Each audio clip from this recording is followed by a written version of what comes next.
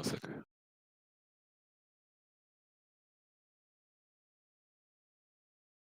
Yeah, connection is up.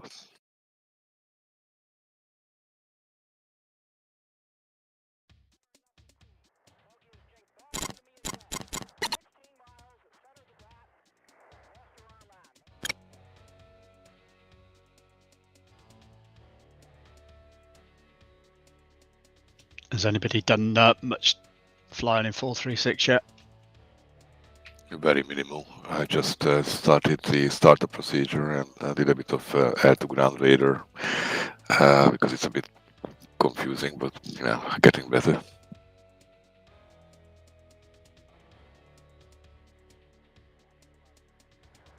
Yeah, you with the air-to-ground radar change, you were doing exactly what I first started doing, which is I was like getting a scan result, but it was nowhere near where the cursors were. Just best to leave it on the auto 0 elevation, and then it does it automatically. Okay. No, I was just very worried because I thought it was my fault. So I mean, my computer or something is wrong, and but then my friend told me that it was an F4.36 feature. So.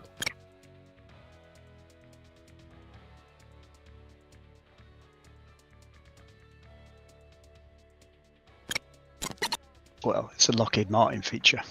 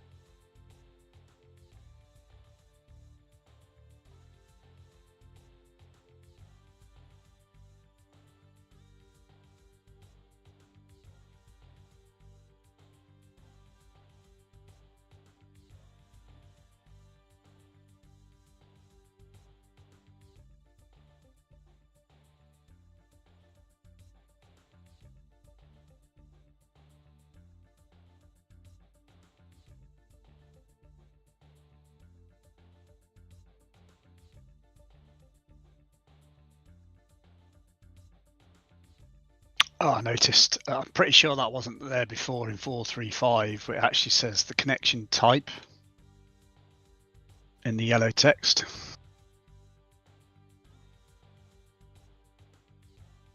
That's right. It's still showing in brackets, but it shows you there now as well. So I don't know why, but Pixie just left. I think I didn't put the IVC IP in, so that was failing. I'll just come back in. Okay. So far, so good. Everybody's peer-to-peer.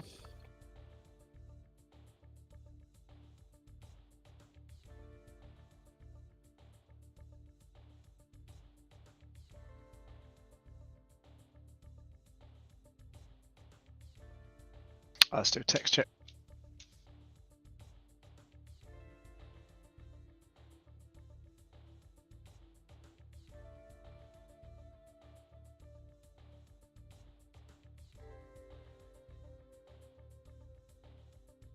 All good. F2 check from the top, please. Gecko F2. Noodle. Mango. Ozine. I can't hear Pixie, but everybody else I can. Yeah, nothing here, Pixie. I'm getting nothing.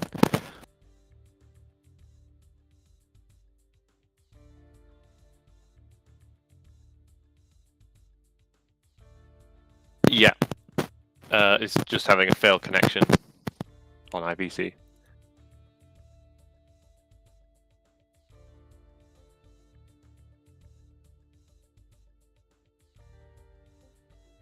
Let me just do the pot check again.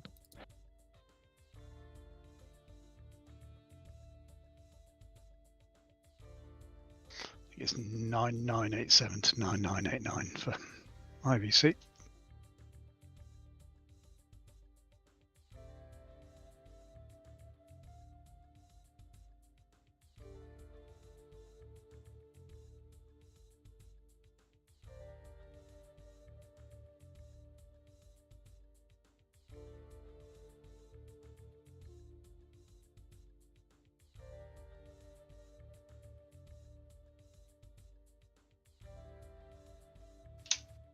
Noodle, you had any problems with Pixie on IVC and IQT? No, on 435, no issue at all. And it's UDP. If Okay, that's successful. I just try to restart BMS. I did have the Windows firewall pop-up appear. I said okay, but maybe it needs to restart to apply. it's probably blocked your IVC client.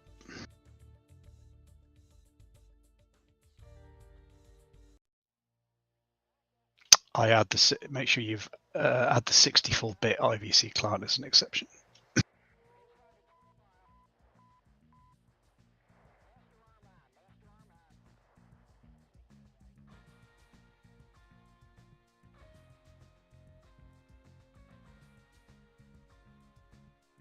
And when joining on the comms menu, I need to add in the same IP address for the IVC server, and then no password. That's correct.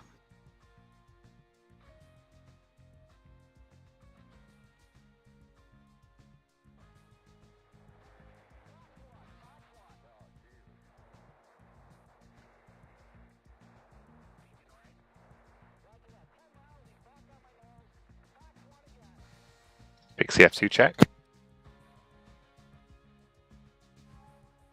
It was just the Windows firewall pop-up. I had to restart BMS. I guess I didn't listen to that until the restart. Cool. Thanks for the help. Pixie, you've got some crackling with your headset, probably something hardware related. Stand by. Okay. I'll just pull up the briefing and we'll have a quick chat through that.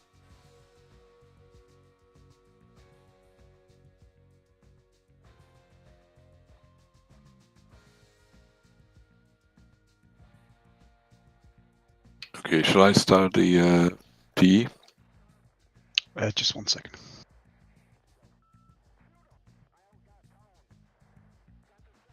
I'm just going to post the link at the bottom of TeamSpeak.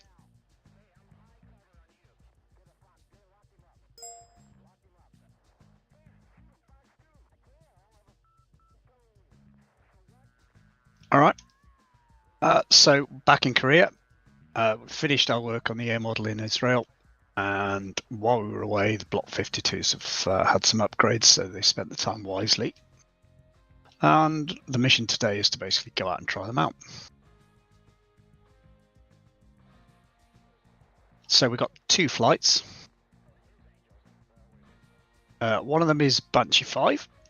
They're both the same, both 4 ships, so we can take a 4 ship and a 2 ship or 2 3 ships. We'll have a chat about that in a minute. And the other one's Mako 4.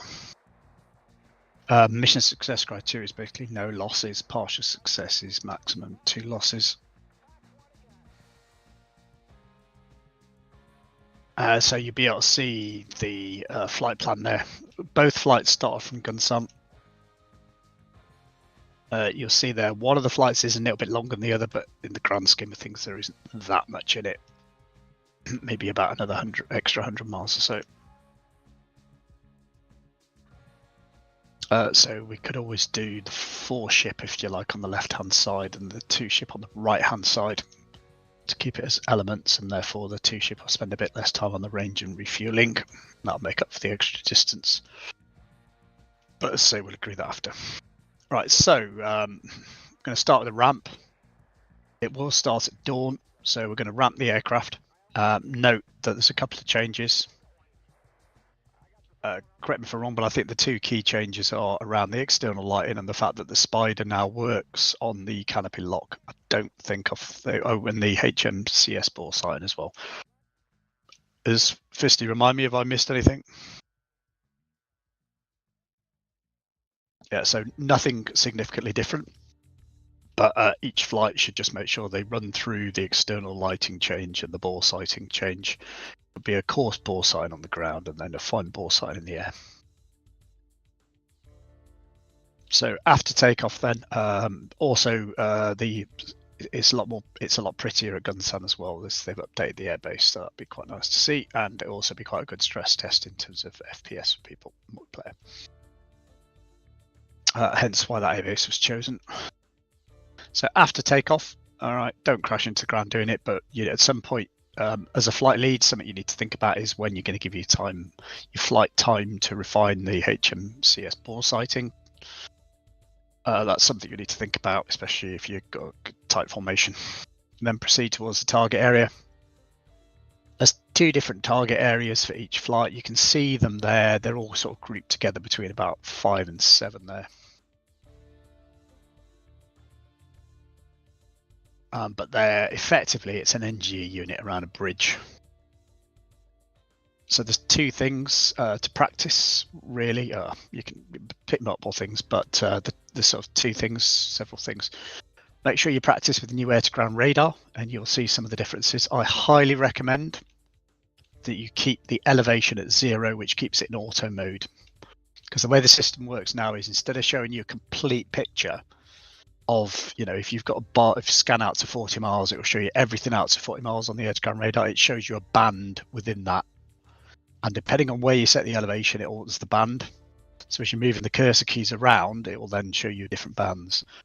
If you keep it at 0 elevation, it will do it automatically, move it around for you so that it'll always be centered around your cursors, the view that you're seeing.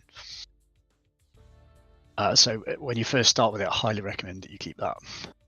Another thing you can practice with is the HMCS air-to-ground marking. So you can now mark a point on the ground using your helmet mount queuing system. For flight leads, hopefully there should be at least somebody in each flight who knows how to do that. So we can just have a quick chat about that in terms of who are putting in what flights. And there are, so at the moment, the default loadout is 3 BDU-33s and 1 harm.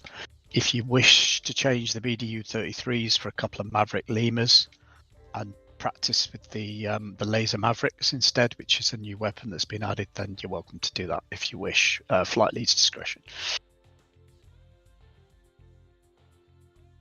Also there is a friendly Patriot system. So as part of the DTC loadout, we will go in and we'll just discuss how to use the new tab for the harm tables to make sure that you can see the Patriot system on that and the ALIC codes that you have to enter. And then once you're in flight, it's actually, I think it's on that airbase to the north of the Patriot system. There's an SA2. Again, it's a friendly unit. But what I'd like you to practice, please, is updating your ALIC codes in flight to show you the 3 different systems that appear as part of the SA2 system, or the 2 systems. Please don't fire any harms at either of those targets because they're friendly. You'll end up with a court martial, and also the other flight, the others in the flight won't be able to use it. It's really just showing you how the harm tables work. Although there's some changes in the sort of behind the scenes AI stuff and some other bits within the code for SAM systems in terms of the way it works in the aircraft, that's pretty much the major change, is the ALIC tables that have now been added. One of the key things you'll notice when you have a look at the table itself, you'll actually be able to see that you can add in additional systems and target them with the harms that you couldn't before. Some other search radars and things like that you, unless you were able to lock them up with the HAD, you weren't able to target them.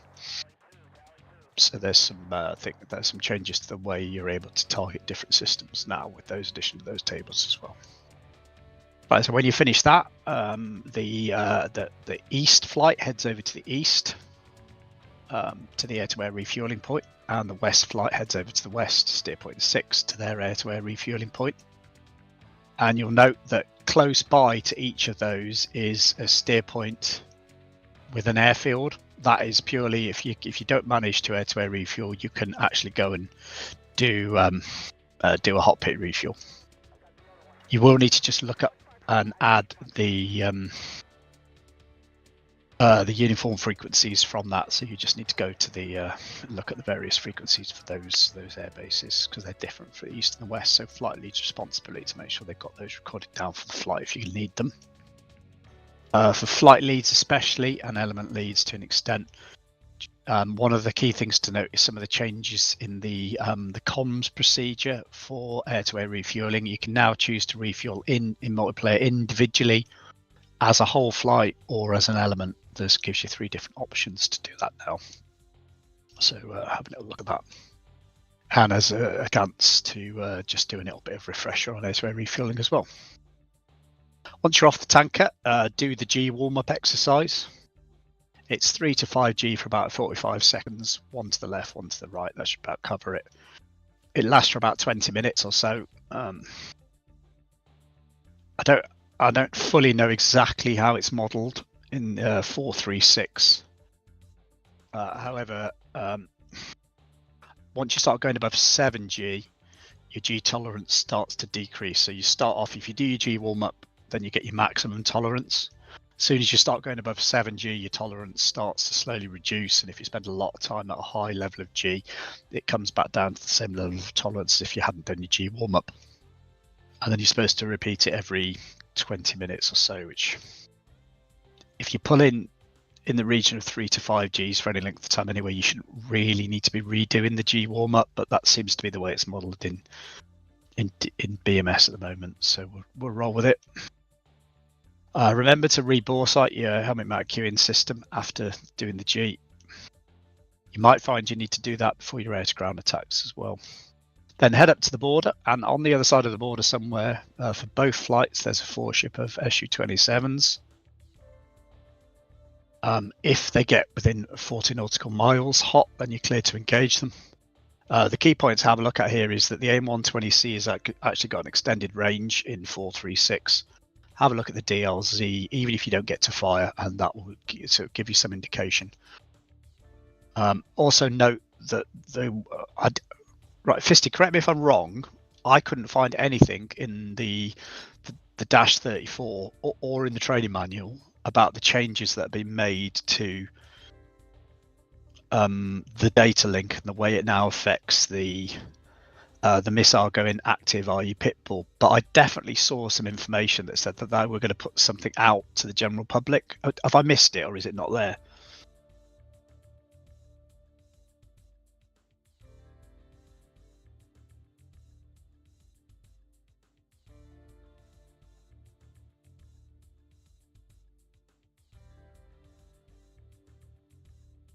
Yep.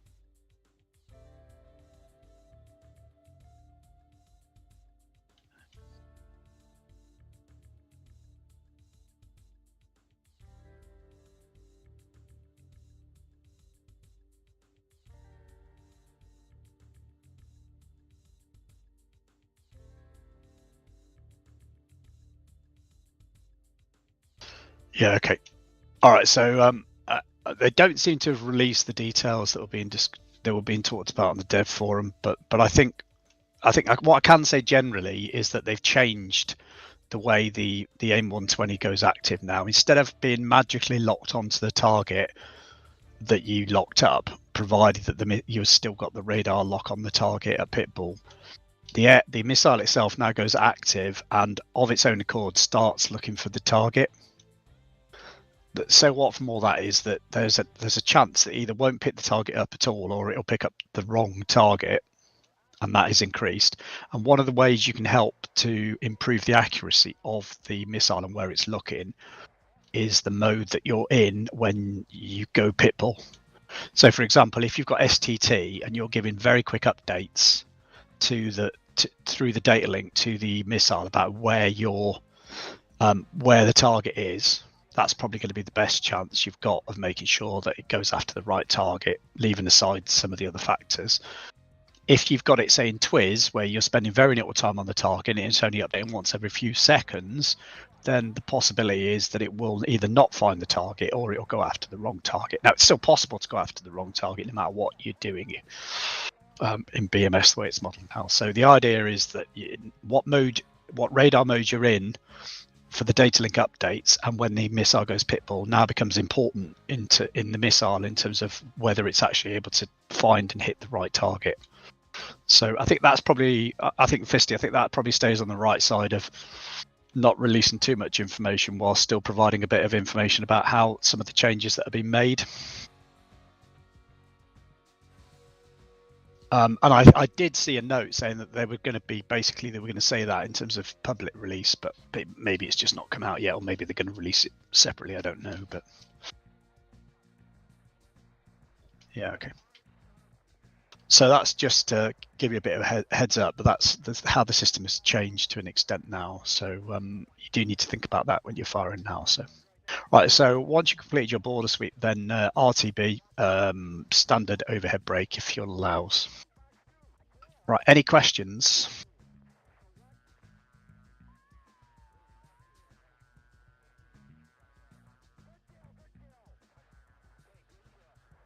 Okay, so the main point for tonight is to try and understand a little bit more about some of the changes to the aircraft in 436 and some of the additional modelling.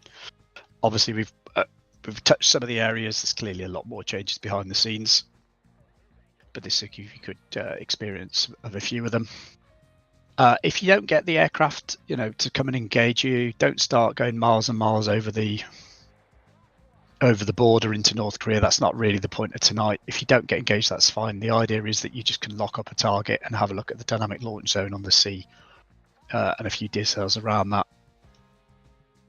And you'll be able to see that it's a lot bigger. You can fire from a lot further away, which brings into practice proper BVR tactics. There was and importantly a real difference between skate and short skate now that you can put into practice because you've got the legs to be able to carry out the skate maneuver properly. Not really a topic for tonight, but it's something we will touch on going forward when we do some BVR training. Right, let's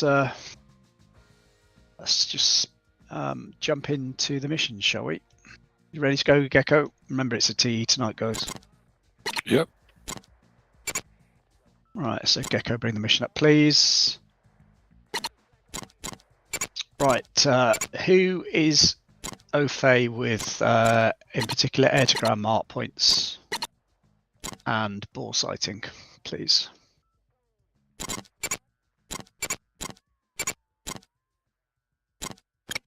Anybody?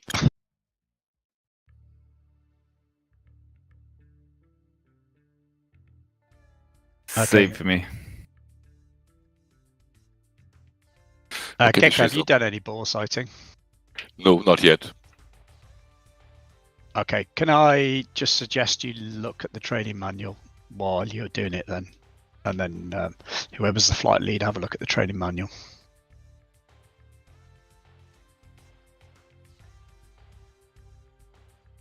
Yep.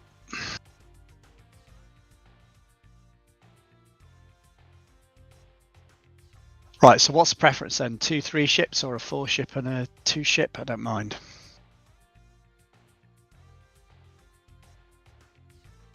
Noodle, do you want to go with Pixie, whichever way we go, so that you're his lead? Yep. Maybe 2-3 ships is easier now because we have little experience with the software. Okay, so if I take the lead of Banshee 5,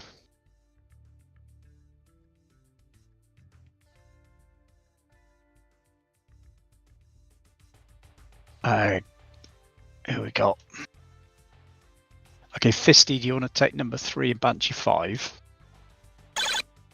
Noodle, you were able to take the lead of Mako 4 and Fisty be your number 3 so you can focus on Pixie in the number 2 slot. Sorry, Gecko. Yeah. Yeah. Actually, do you want to swap that around then and make Gecko number 3 in Banshee 5? And Fisty take number 3 in Mako 4.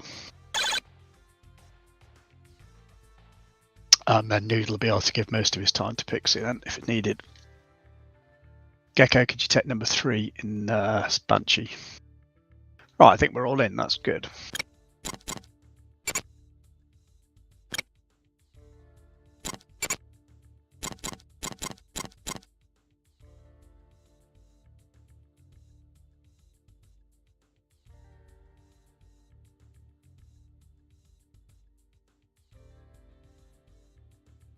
Right, so Gecko, do you want to take us through the DTC to start with? Yeah, why not? Okay, so open the DTC. click on com plan. So I have 2 as ground, 273.525. 3 as 292.300. 4 292.65. Tactical at 6 is 314.975. Do we need alternative or is No. Can No. I suggest that each flight individually sets 10, 11, and 12 to their hot pit refuel, which can also be the alternate then. Okay. So we do that separately as flights, and also 13 should be set to your tanker. Again, they should be 2 separate frequencies, depending on which flight you're in. So if you could review those with your flight lead, please. Okay, so let's switch to Victor then. So Yeah, Victor Banshee's 50. Victor 15 is Banshee, isn't it? Yeah. Okay, so it's 139.5, and we have 17 as backup, which is 140.725. 16 is which Mako is 142.5. 18 is 143.45. Anybody needs rereading? I have differences on 17 and 18. Okay, Yeah, it doesn't matter. 17. Just change them to whatever the host tells you. Okay, can you reread 17 and 18, please? Yes, 17 is 140.725.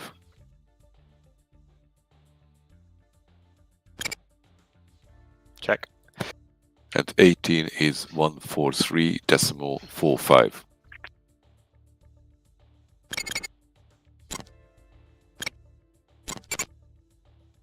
Check, thanks. Okay, so switch to IFF plan. Tick M1 and M2 off. And save data cartridge. And I guess we need to... Are we going to use the harm table here? A firm. So this is the believe it first was. learning point. I can go through this. Right, so if you look at if you click on harm on the data cartridge, and you can see 3 different tables there, which correspond to the 3 tables that are available in the aircraft. And within that, there's 5 different threats, and each got a numerical code next to it. You can see there, you can also set the delivery mode and the sub mode against each table. So you've got table 1, 2, 3. I note it's also got table 0 there. I'm not sure. Can you remember what that refers to, Fisty? Is that the HAS or something? It is the third table, the third threat. No, I can see table. Right, if you look under harm, under TER table, I can see table 1, 2, and 3, and then table 0. I'll have to look at that one. There's something about the manual that if you set up the third threat, because you can the threat 1 is which is active on the active threat table, 2 is the remaining ones, and third threat can be any of these 4. But if you select table 0, then I think it's just actually not selecting anything else. Something there's one sentence in the manual which I wasn't really dwelling on too much, but it's there. All right, I'll have to have a look at that because I'm not quite sure. So we can come back to that another day. But effectively, it allows you to set the modes, the sub mode for each different table if you wish to. There, you can set the priorities of how you want it to come up. But importantly, each of those different numbers against each of the threats in each table represents a different type of threat. And if you go to the training manual, it's actually got a table in there under the mission. I'll just give you the.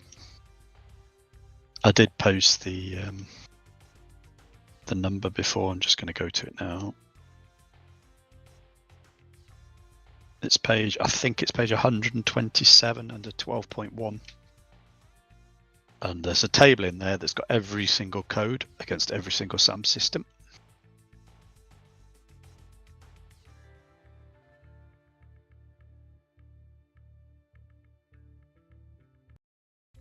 I think the fan song is 202. Yep, so what I'm going to do, please, is if you delete every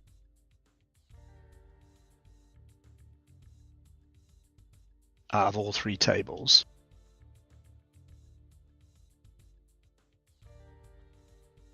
And then under table 1, threat 1, we're going to just put in the Patriot, which is code 693.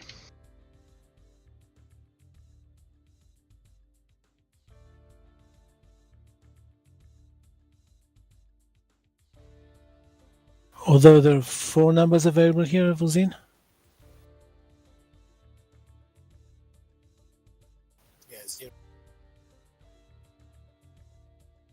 Yeah, you should put 693 and put enter. It will be automatically. Yeah, it does it automatically.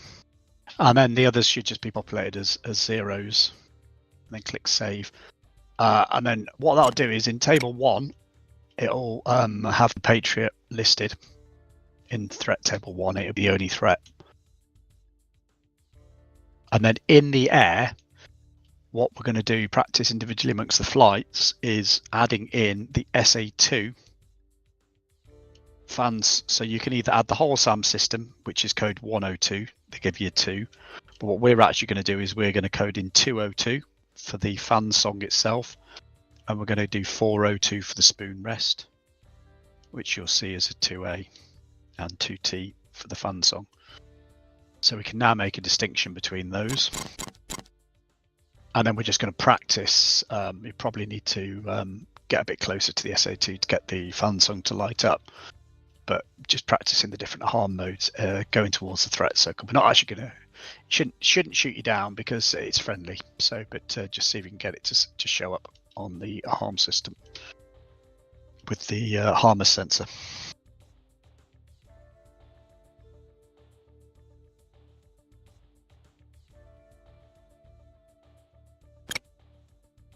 And then when you've done that, click save. Okay, so now the Patriot is pre-programmed. And of course, normally what you'd do is you would make your threat tables, and you would do them. You would add the threats based on the threats you're likely to see in the mission. But you can also group them in terms of the threat tables. So if you know there's particular threats in particular areas, you can group the tables so that you're able to quickly switch between different threats on the same table, or search for multiple threats. So for example, if you knew there was an SA2 system, you wouldn't put, the fan song and the spoon rest on 2 different tables. You'd put them on the same table so that you'd be able to see potentially both of those if they're lit up and engage either one of them. We'll obviously get down to doing some more advanced harm employment tactics and wild weaseling. And I think we were talking Fisted Noodle about running some sort of course now that 4.36 is released. So we will definitely have a look at some of that. But for tonight, it's really just practicing the major difference, which is the tables, both on the DTC and in the jet. Any questions on that? Could you just say a short word of Zin what the general idea is? What these the code basically represents a threat, and the system recognizes the code as being a particular threat that's coded onto the system. So if you look at Patriot, code 693 represents the Patriot. So if the harm so if you've got table 1, you've got listed 693, and it detects a Patriot system. When you've got a harmer sensor, it will show up because it's one of the threats that it's looking for. If you haven't programmed the harm to look for a particular threat, it won't show it.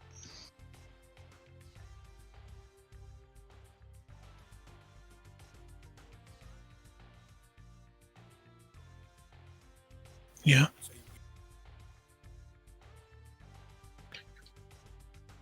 You mean the weapon page? So basically,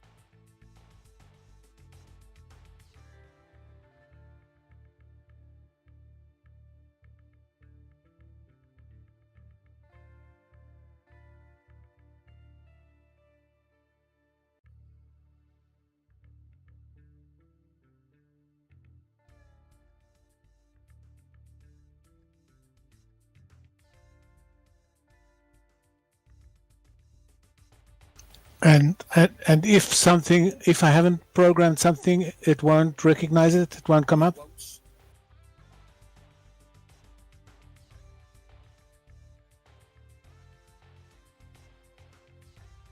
Okay.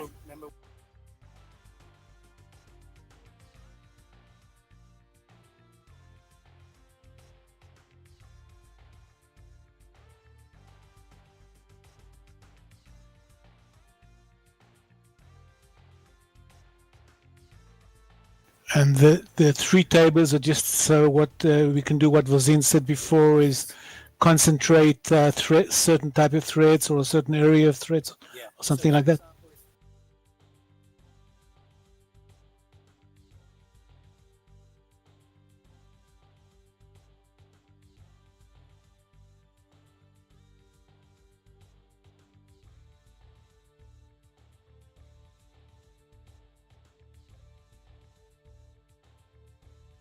Copy.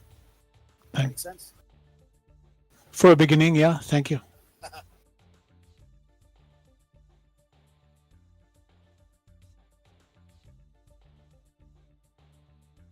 Right, okay. So that's the data cartridge done. There are a couple of other key differences with the data cartridge. You can assign target steer points per aircraft. Each individual aircraft in the flight you can assign different target steer points to. Mainly useful with AI, to be honest with you, but it does work.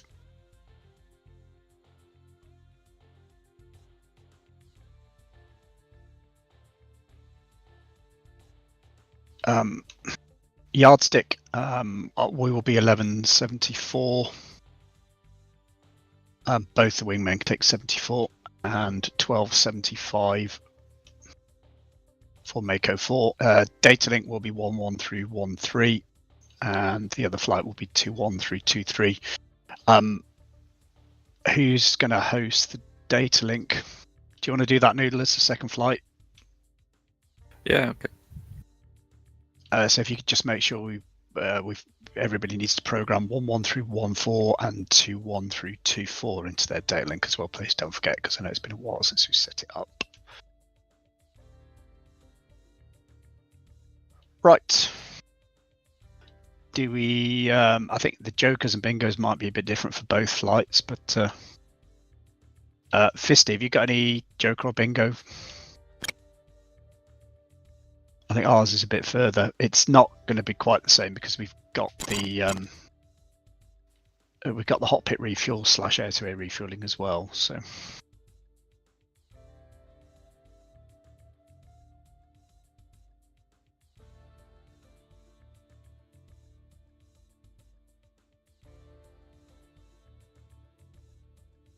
yeah, but we've got right up near the top end. We've got steer point. I think it's 8 for ours, and it's steer point 7 for you. So my thoughts are that we probably just make it about 4.5 and 3.5, and use that steer as the alternate. Yep. Yeah, exactly. So 3.5 bingo should be fine.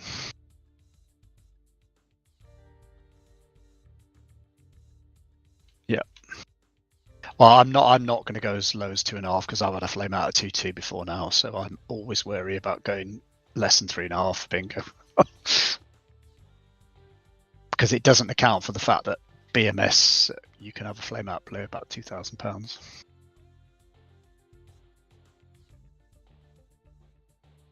Right, so yeah, joker then will be 4.5 and bingo will be 3.5, please.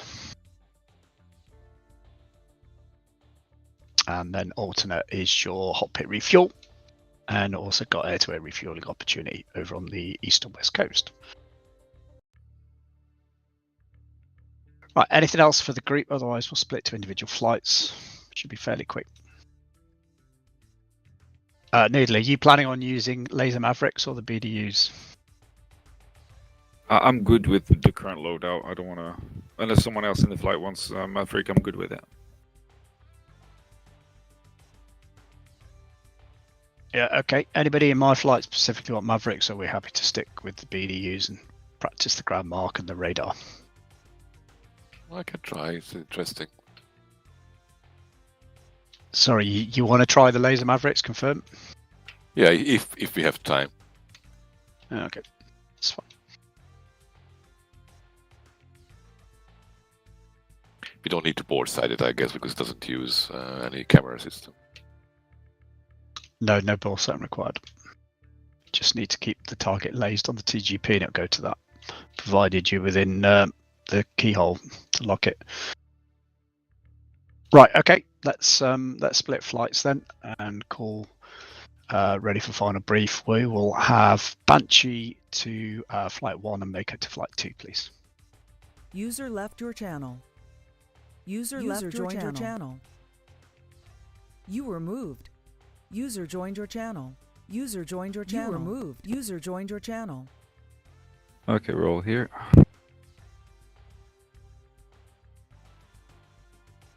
Well, guys, it's gonna be some discovery for me as well, because HMCS I haven't tried to bore sight it yet. I was just reading through it, so I can't confirm you'll get that sorted before we finish the flight. But part of that, are we happy with the GBU 54? Okay, Pixie.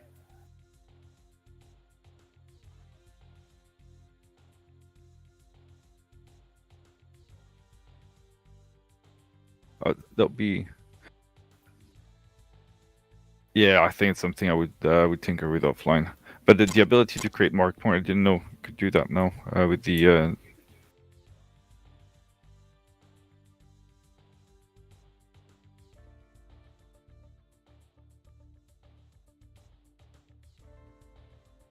Yep.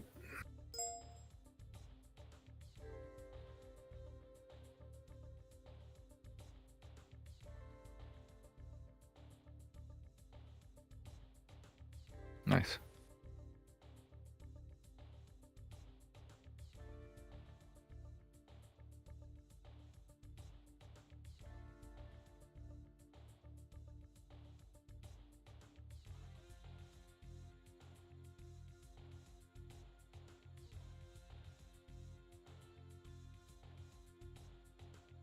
Okay, well, it's gonna be fun.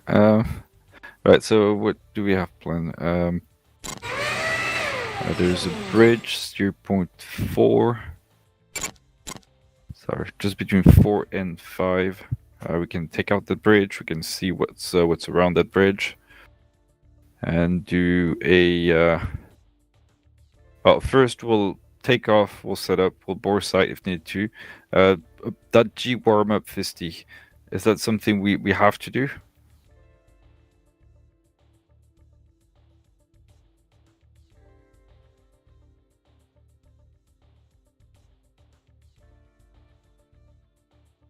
Okay, good. It should literally just be a 4G hold for 30 seconds.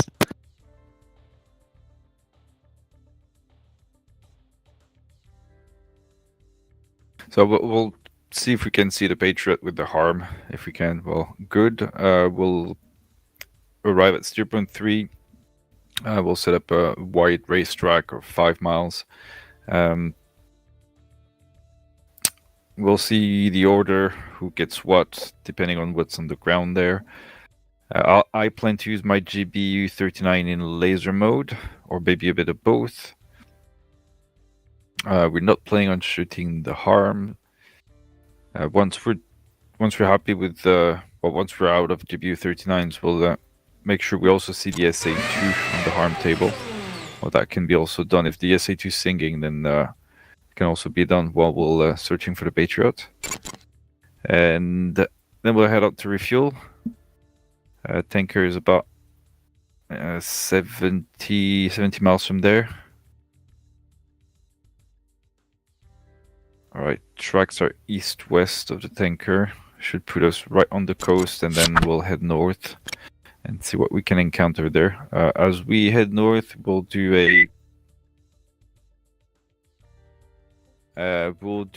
a singleton with the number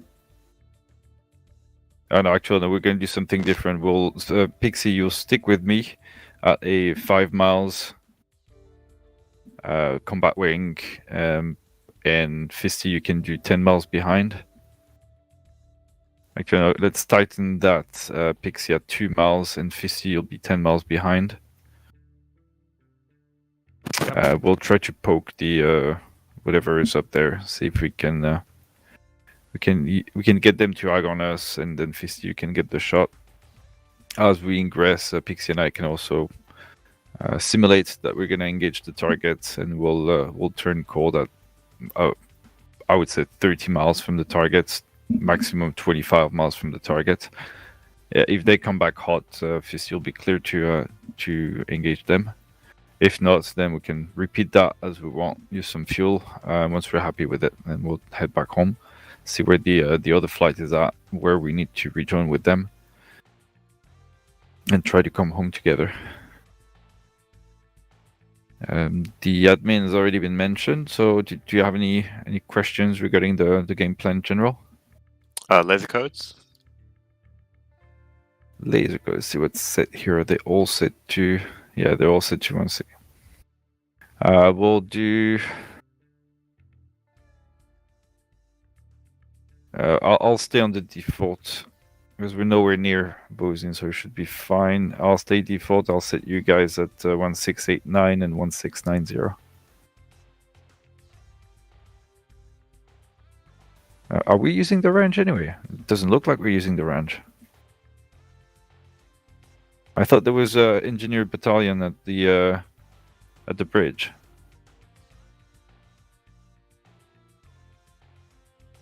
Right, so we're not supposed to drop these GBU-54. Ah, well, he didn't give us a paint bomb. All right, I thought we had GBU-54s the whole time, so let's get some paint then. Yeah. Anyway, I'll still give you that laser code. So 1688, 89, and 90.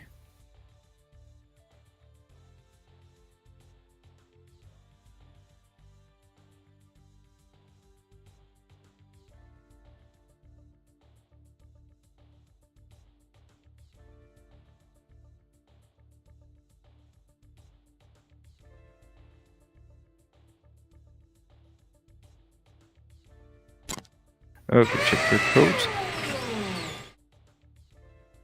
Check.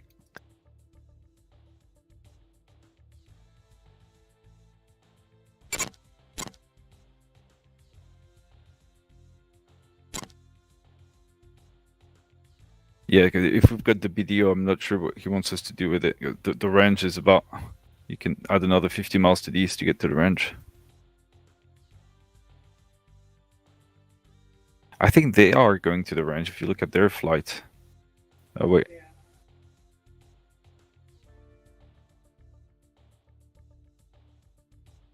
Okay.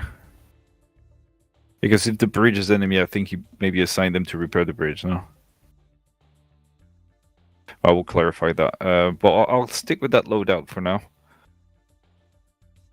And otherwise we'll change to BDUs.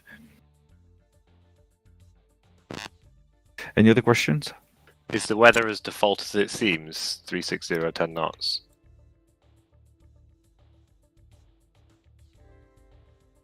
All right, listen up. Yes, it could be.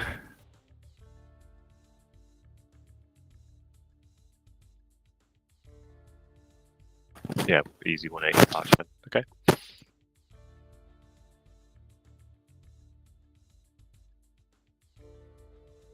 And now me and Fisty will be on 75 Yankee for yardstick.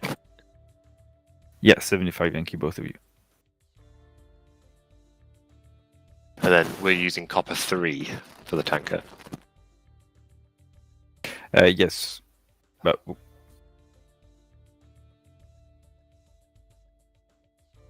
Well, I've got 2 in the WDP. I've got it's 3 copper and 4. 4. It's Okay. copper 4, and it's the Takan is 63 Yankee if you want to know, but I don't think we'll need the Takan.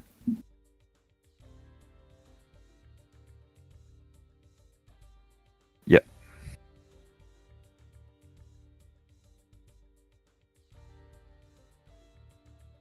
Vici, did they implement the check-in frequency with the AWACS now? Oh, I can see cool. that.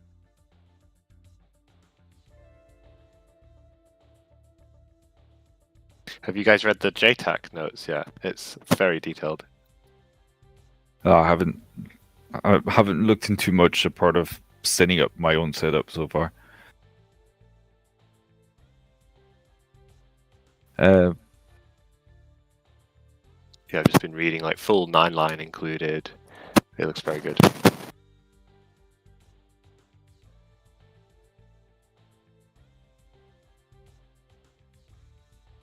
And the recovery, by the way, will be, as Fuzin briefed, overhead brake if fuel allows.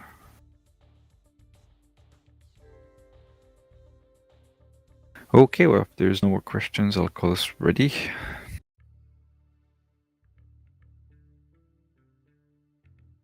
Mako 4 is ready.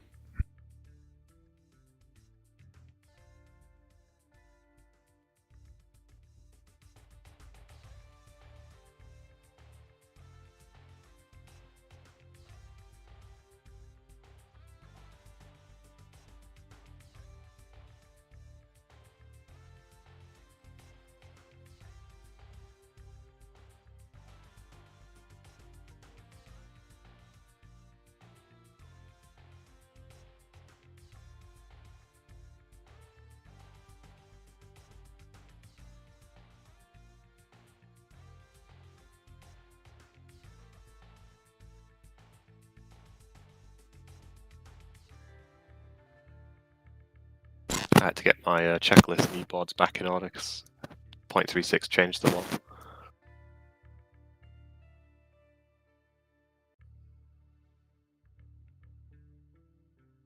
What checklist? All of them? Just a start checklist I use. Yeah.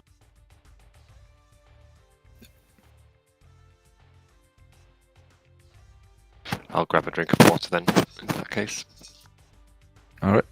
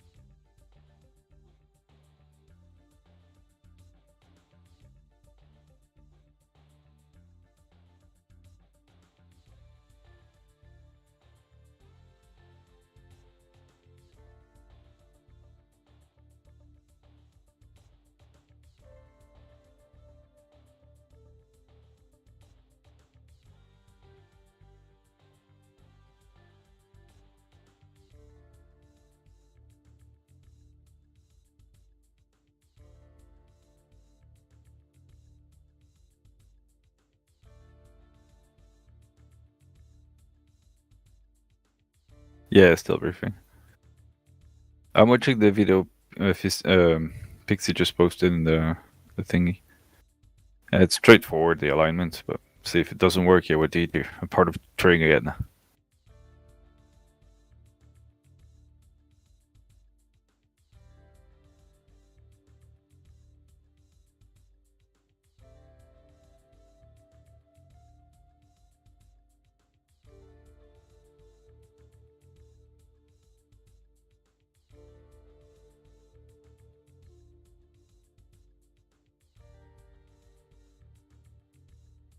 Okay.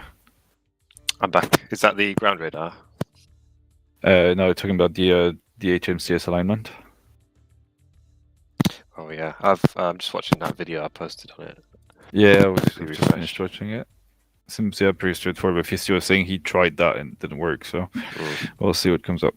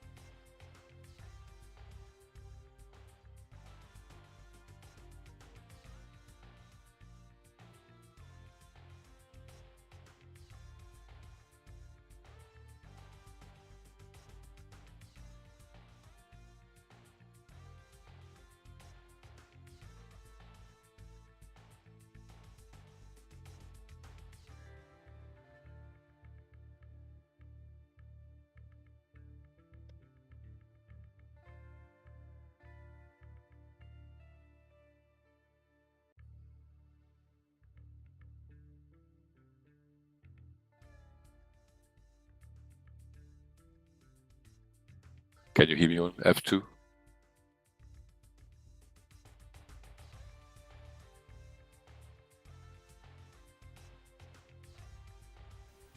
Mango on F2. Gecko, can you hear me? I can hear you, Mango, yes. Those in F2 check 1 2. There Loud you and go. clear. Okay, thanks. Active window issue. Yeah, but Banshee's ready. Final brief. Apologies, I had to go back to desktop.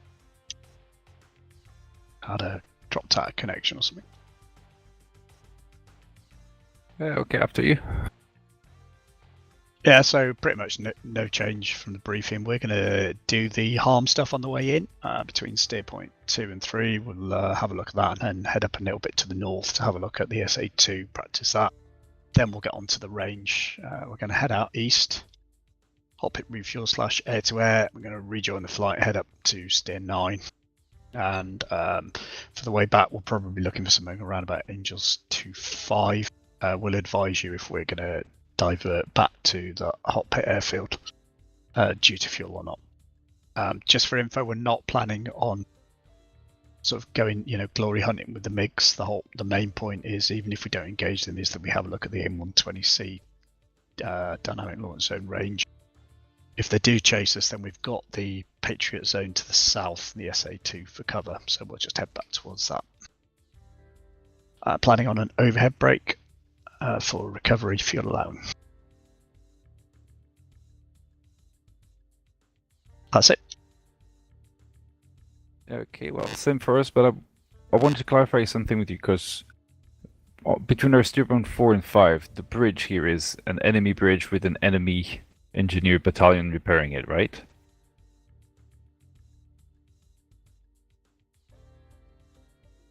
The bridge, I don't believe, is an enemy bridge. I think but it is an enemy unit, so maybe it's classing as captured it or something if it's showing up as enemy. Yeah. It's not actually repairing it, but it's just so that if you do decide to hit and destroy anything, you don't get a court martial.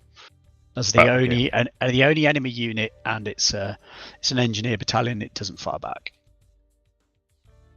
Okay, great. So we've got planned pretty much the same as you. Get everything, all the admin done before we hit steer point 3.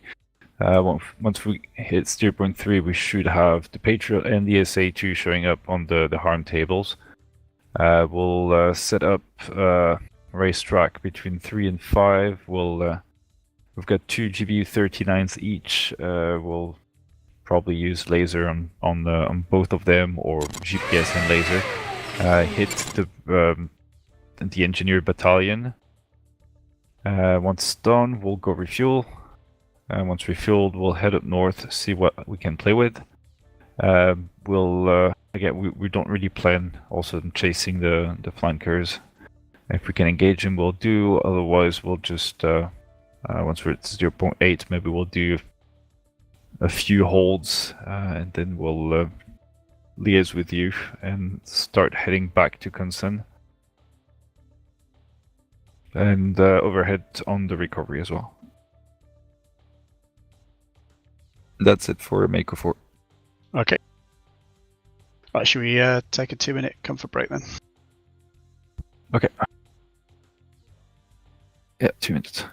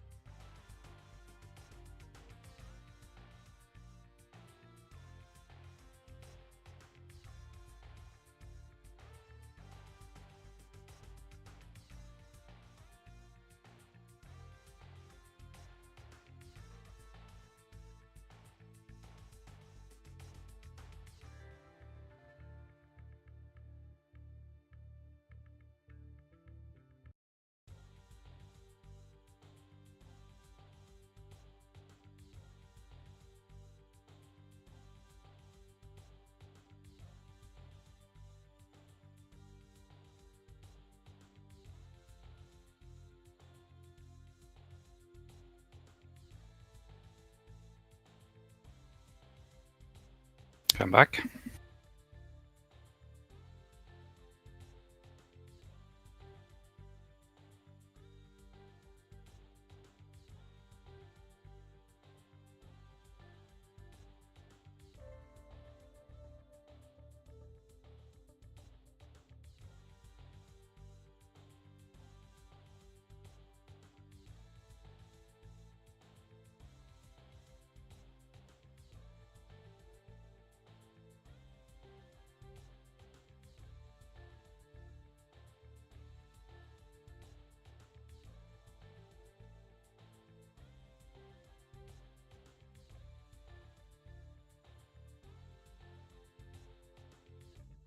Pixie, if you steer back.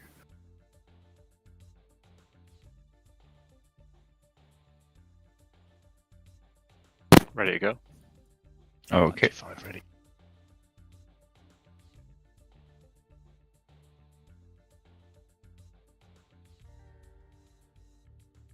We're just waiting on Fisty. Flag break.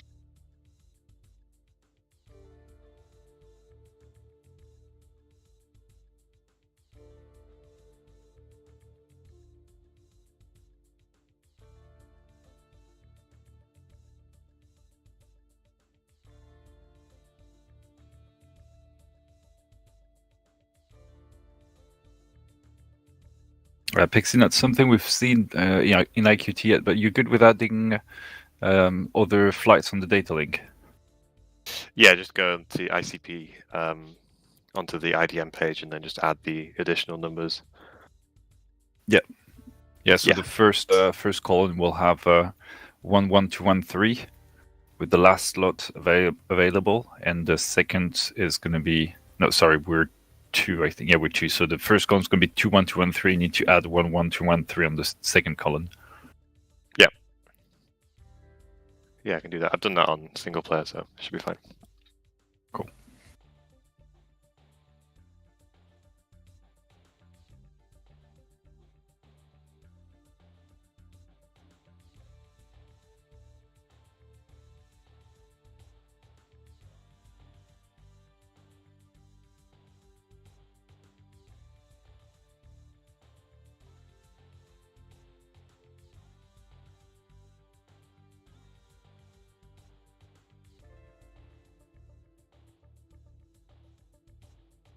Okay, we're all here. Mako 4 is ready. Yeah, Banshee's good.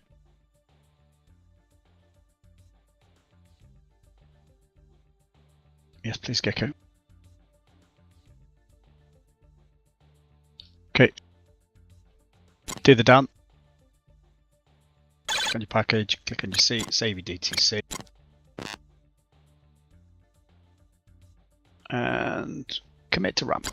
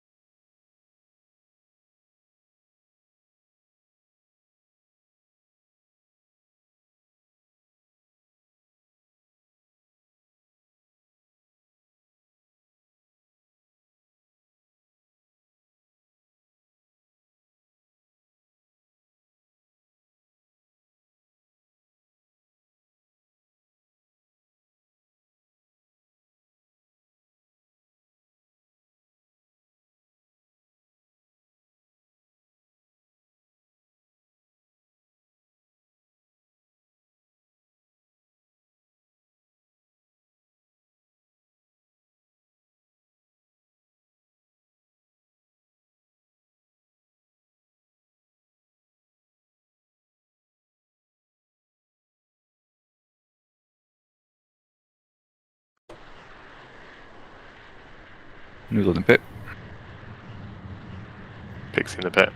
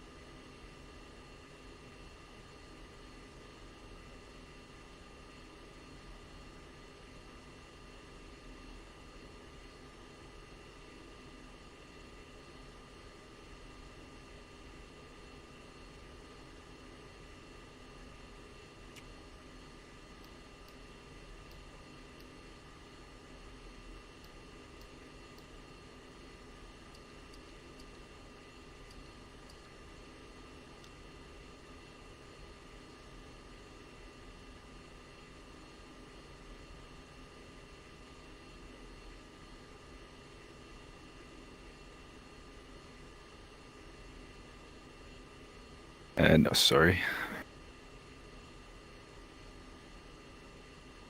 Yeah, that's a good question. I've got a question for you guys as well. The HMCS, I've got a wheel on my ICP assigned to it, and if I jump onto a flight, it works straight away. If I jump on ROM start, impossible to start it. I can't get the first click on the rotary underneath the CMDS panel.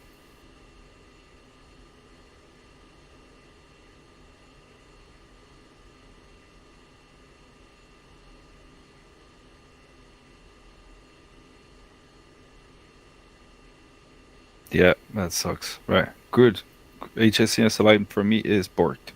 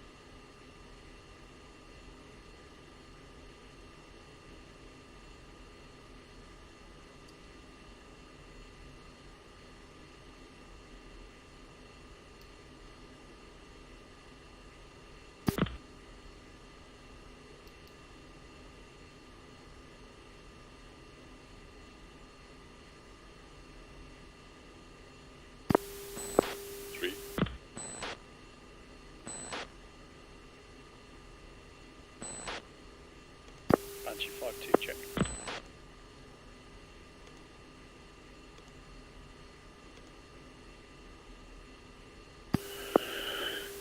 Banshee 5-2.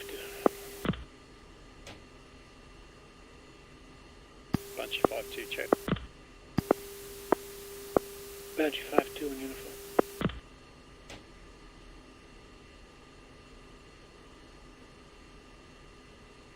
Vaco's check Victor.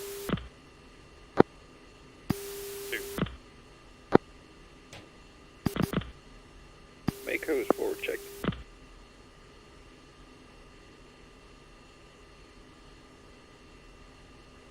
We got standby check in uniform 2. Vaco forward check.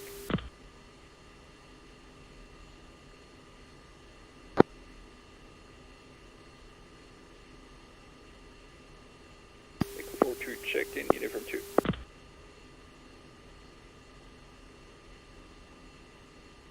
Two can't hear you on uniform 2. Stand by as 06.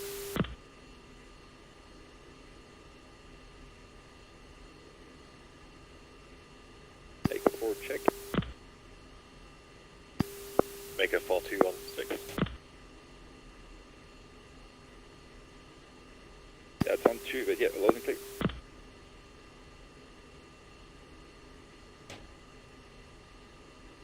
Okay, all good on comms. 50, the harm. We have really to worry about the battery now, more than before.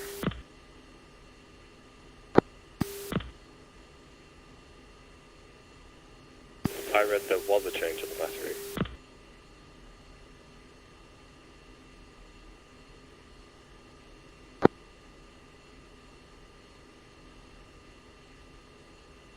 To confirm, you know how to change your GPU 39 from laser to GPS? Haven't used it before, but I assume on the SMS page. Yeah, you'll see on the control page you have to go on the page 2. Let me know when you're there.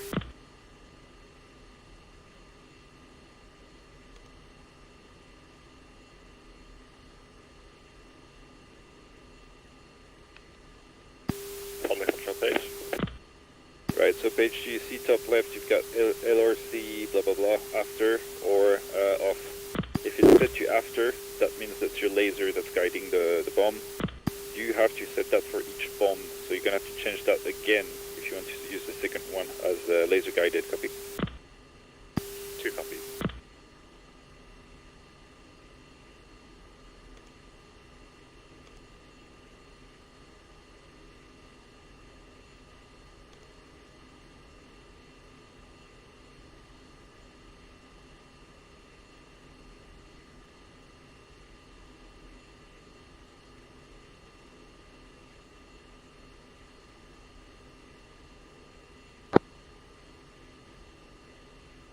Isn't it Alt plus C, then let go and then press P?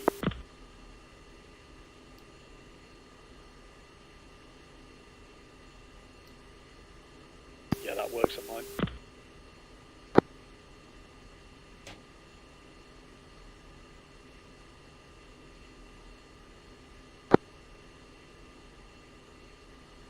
On screen chat.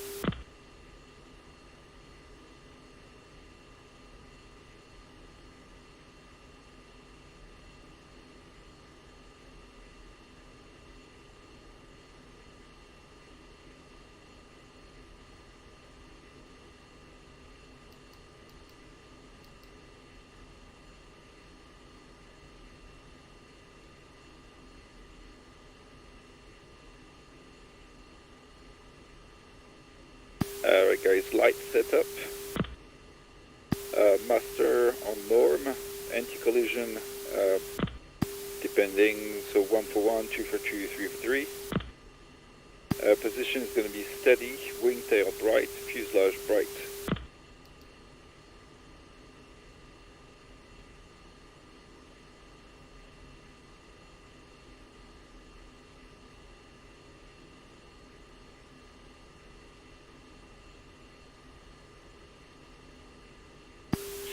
Lead confirmed, the altitude is 75 Yankee. Sorry, X-ray, 75 X-ray. Copy.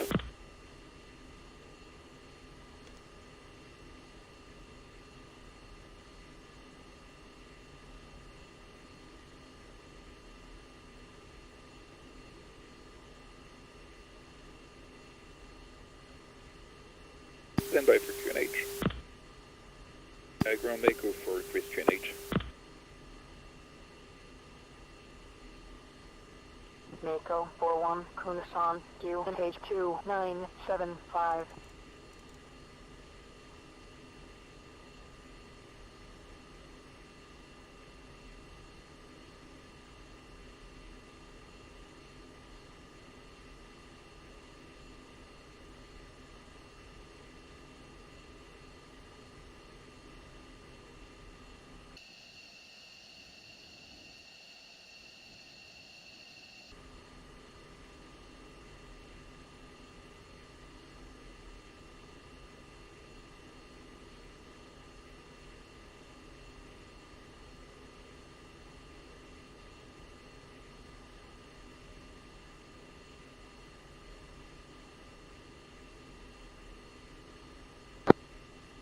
Yeah, I'll wait for 2 people confirm green jet, and then I'll report.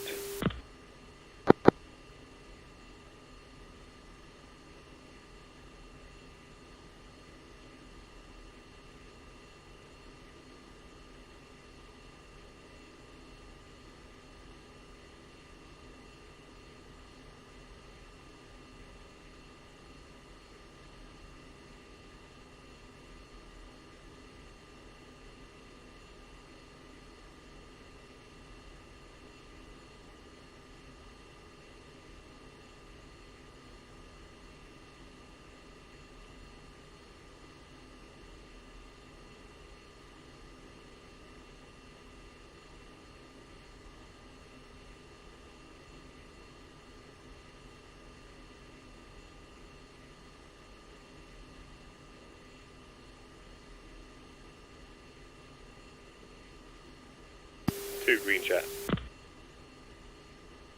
Copy.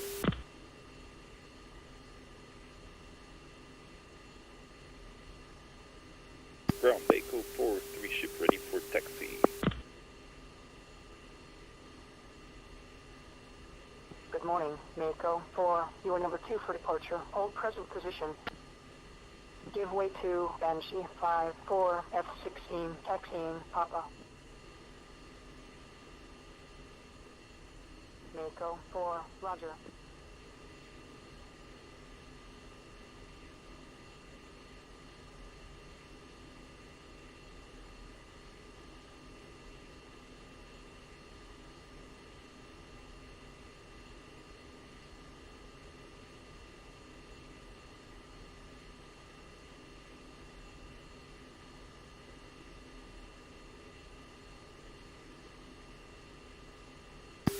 With the course alignment, it doesn't seem to let me start that with the HMCS on the ground.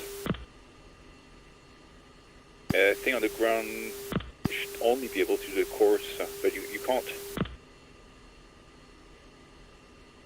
Oh, never mind, I got it.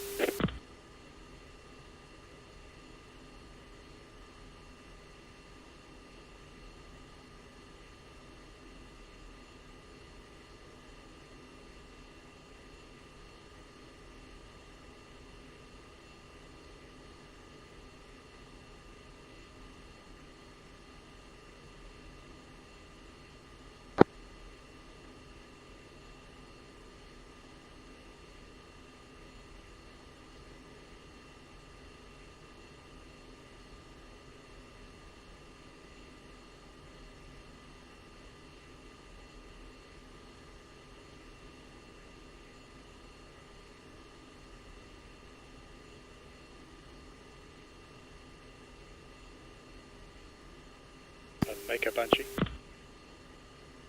Mako. Yeah, did everybody manage to do the course alignment for the HMCS? My number 2, my number 3 are good to go. Because I have the HMCS mapped to an axis, I can't enable it. So I'm locked out. I don't have any HMCS for now.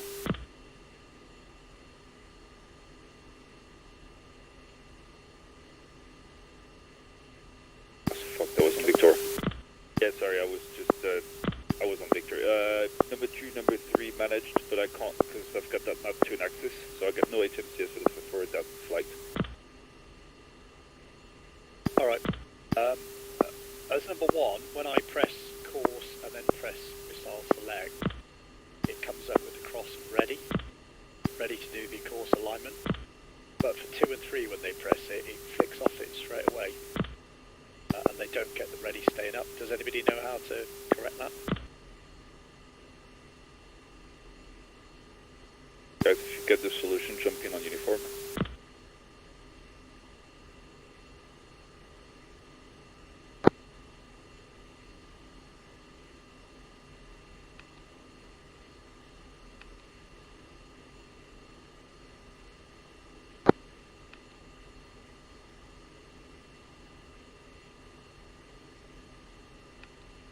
Mako 4, taxi, Golf, Charlie, Papa, Echo, and then hold short, runway 18.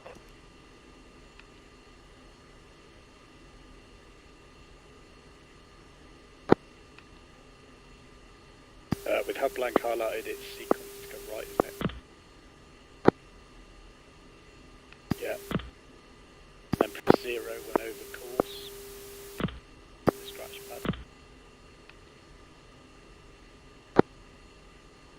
Yeah, so on mine, my HMCS display changes to a circle with a cross in it and the words ready.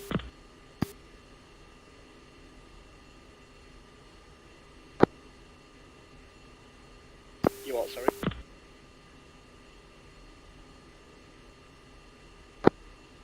Yeah, no, I get that. They're not getting the cross staying up with the ready. When they press select, it goes straight back to, they can't get the course alignment to stay up.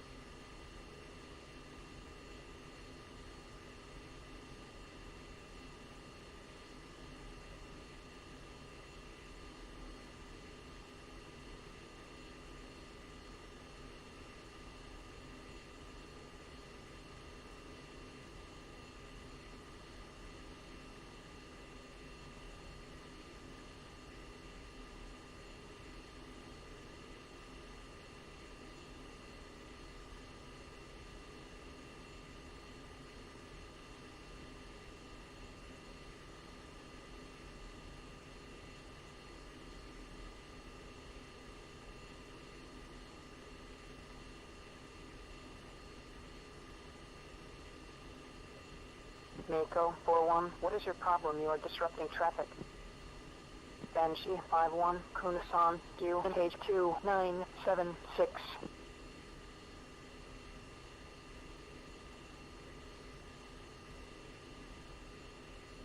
Mako, we're going to go as is.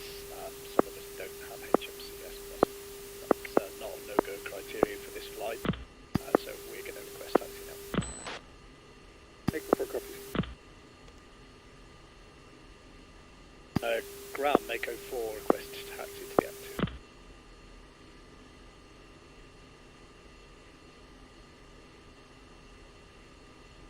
Banshee 5, roger.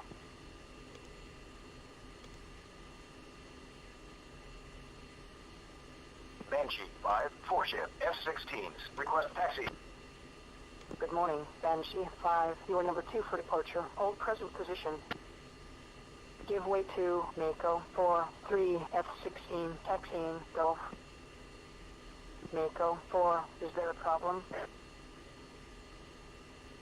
Banshee, do you still want to go ahead? Or we haven't moved, so I don't know why she's not clearing. She's given us number 2 in the first place. I don't know why she gives us number 1 now. I'm not sure. Do you want a taxi? Take up yours. Okay, want a taxi? On your right.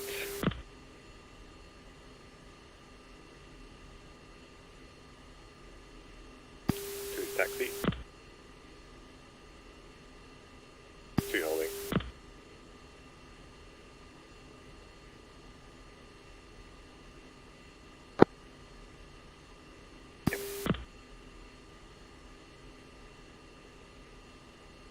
We put those concrete blocks on the taxiway. Just turn around here. Expedite taxiing.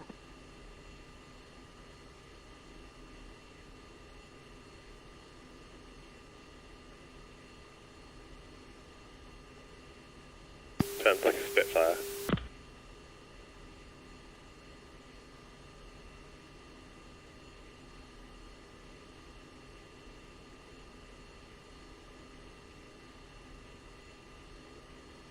Two taxi.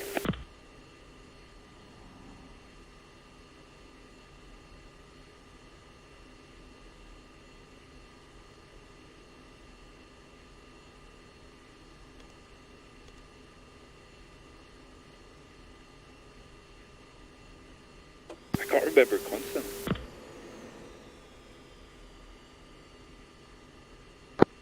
Can't remember constant. It's all new to me now. I'm completely lost where I am.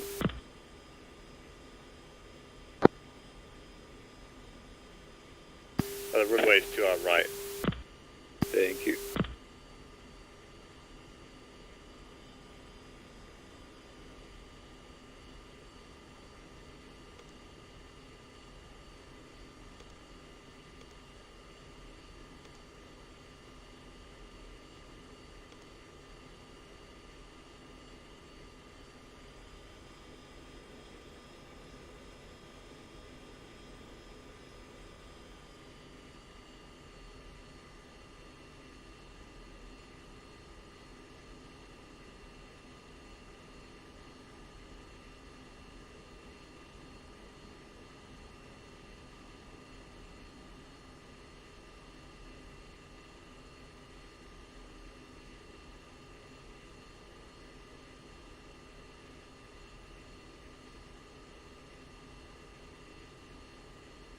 Mako 4, expedite taxiing.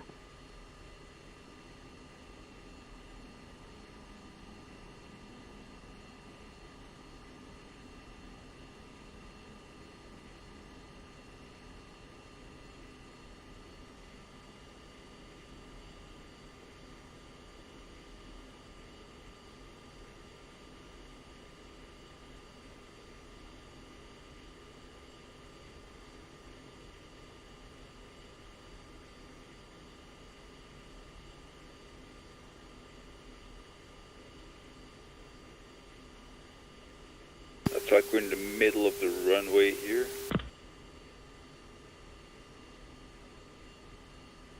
Right, so I've taken a right here to get on the end of 18, so whoever can still make a right, make the right.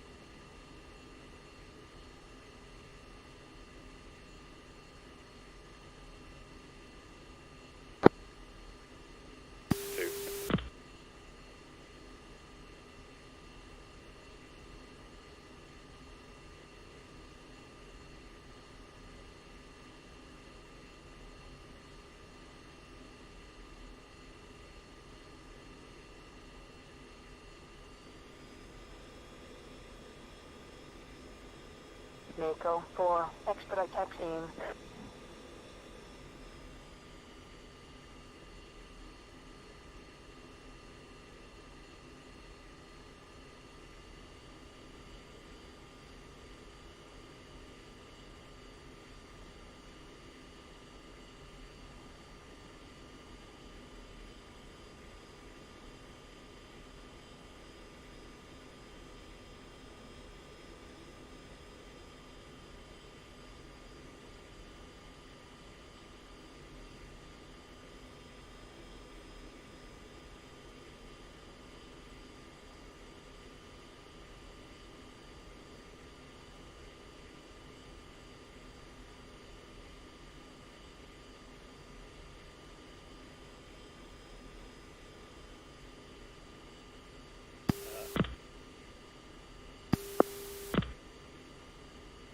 Make a Banshee. Banshee 5, taxi, Papa, Echo, and then hold short, runway 18. Taxi Papa Echo, hold short, 18 Banshee. Yeah, our number 2 can't get the nose steering to work, so he's going to back out and join us again in the end.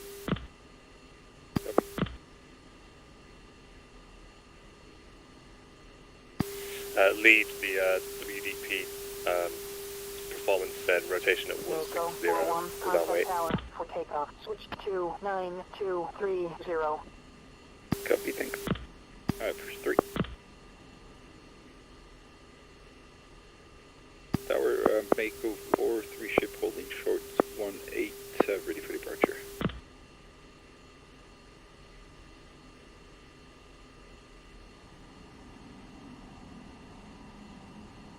Mako 4, gonna sound south, weight 190 at 4 knots, runway 18. You're cleared for takeoff. Mako 4 taking active, and the rolling departure.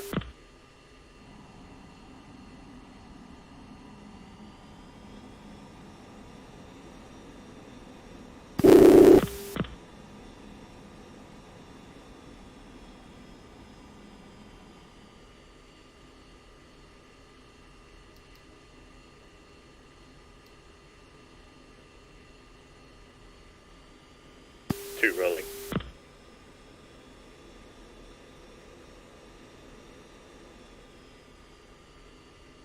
One's airborne. Half a dot left on trim. Mako 4-1, contact departure.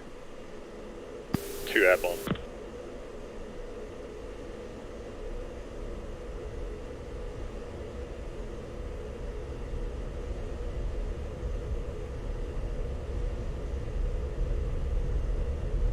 Banshee 5, holding short, departure.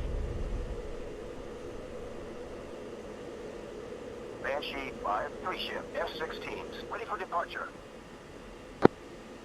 Banshee 5, gonna sound south, weight 190 at 3 knots, runway 18. You're cleared for takeoff. They push 4. Clear to take up Banshee 5. Reference is 0.3. Departure, Mako 4, 3 ship airborne at 3000.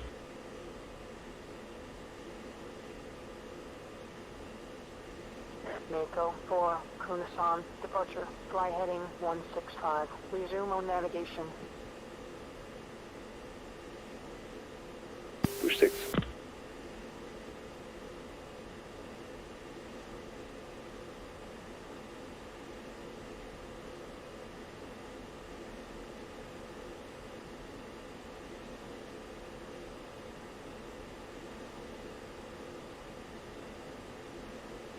Two, 3, take your spacing left and right and start your HMCS whenever you're able. 2.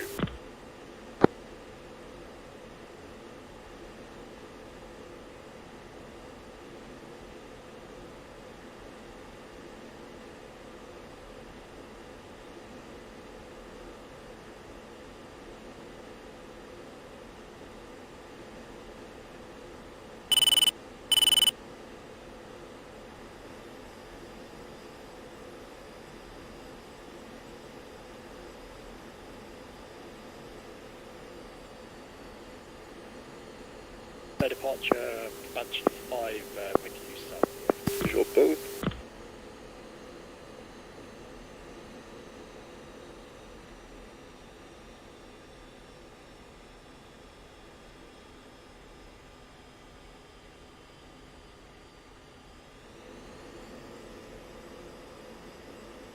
Resume mode navigation, Banshee 5.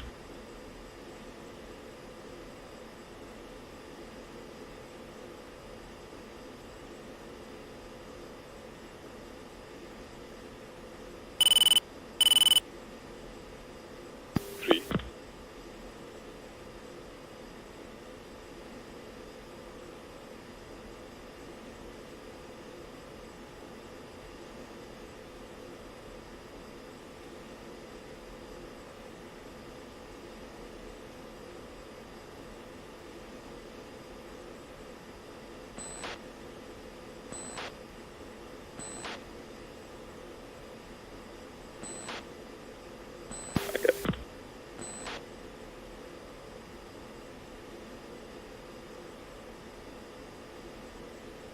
Okay, stand by for a uniform 6 check.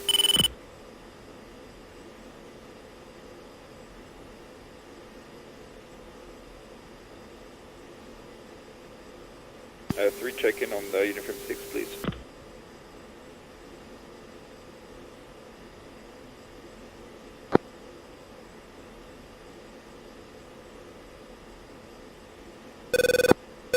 Negative.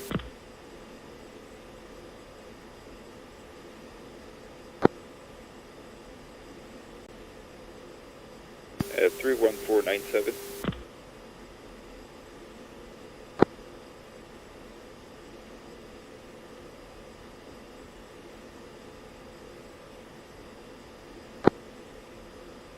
Copy.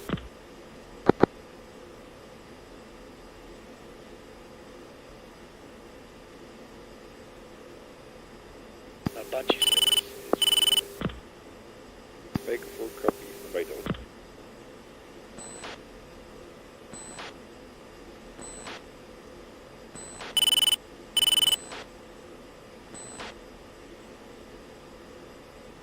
Banshee 5, good dolly.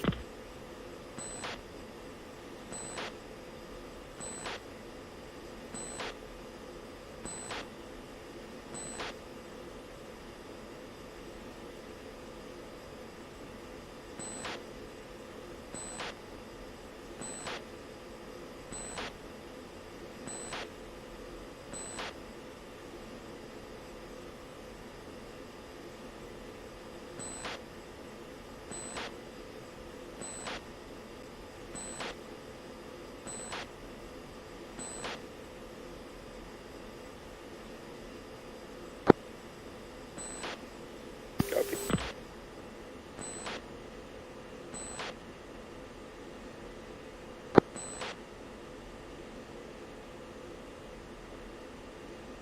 Two HMCS, sir.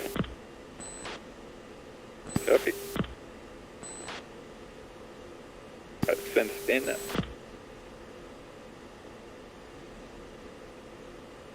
Jammer.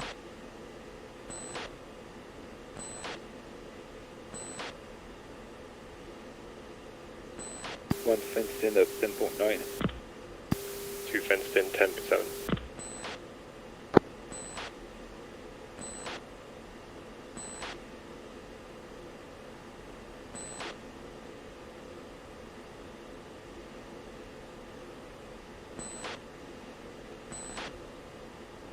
Mako 4, Banshee 5, number 2's just rejoined. Can you reinitiate data link?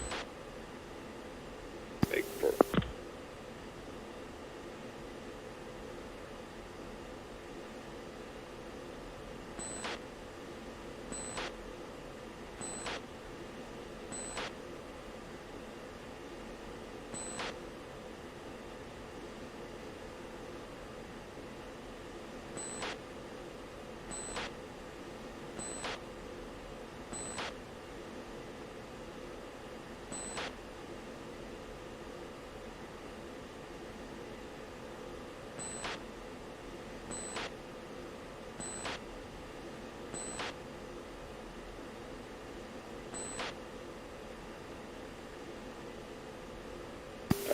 2992 altimeter, and we'll level off at Angels 20.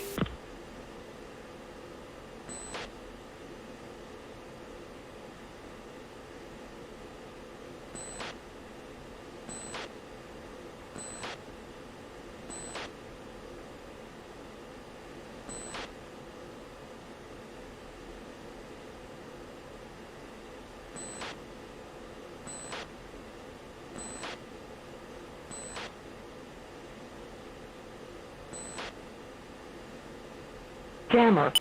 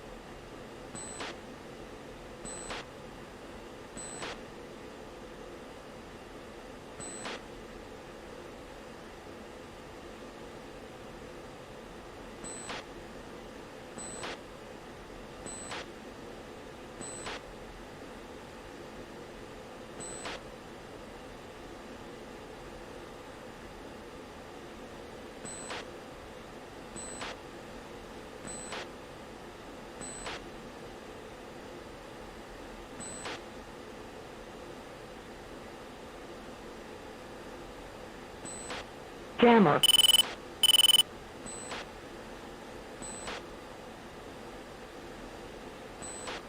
Jammer.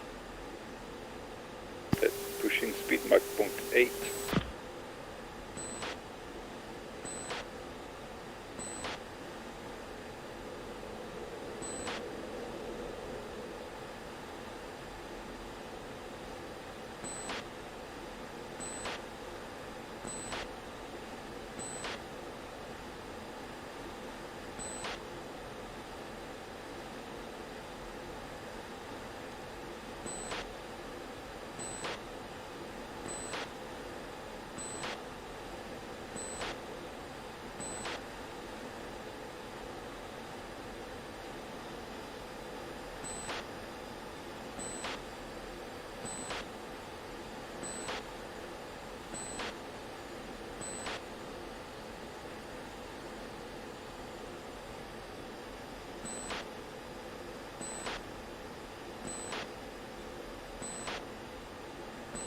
Jammer.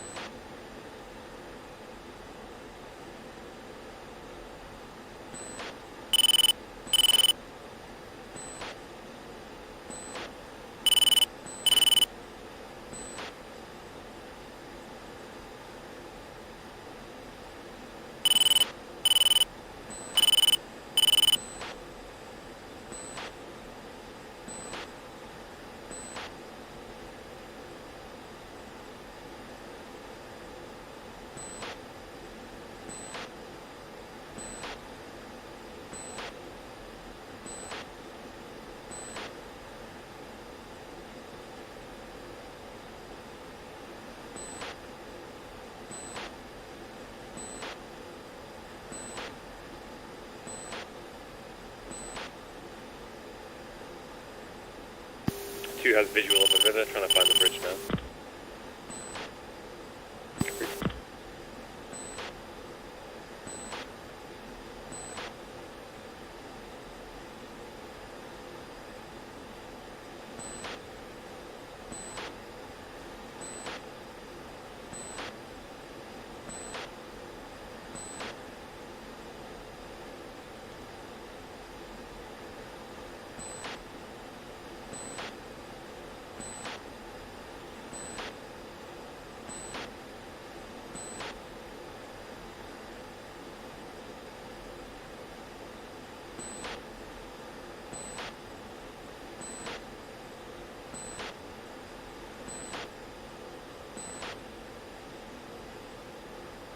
I can't see anything moving around the target.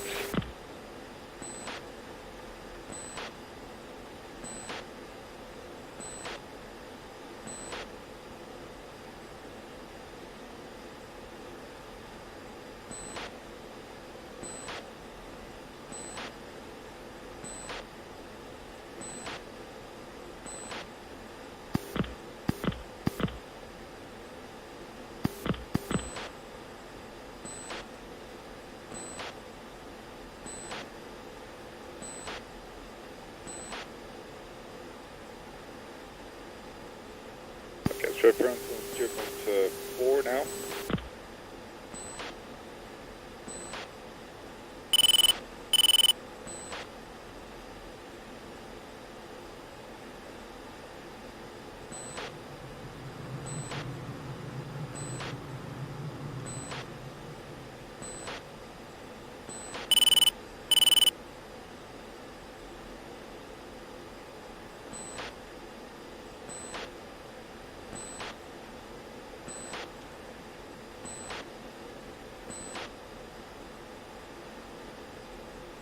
To Talion Bridge.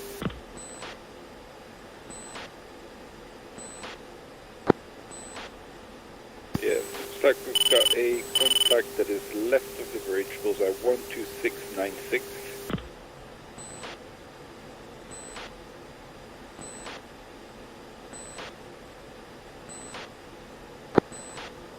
Stand by 3, we're just gonna fly over 0.5 and then we'll just brake to create the spacing.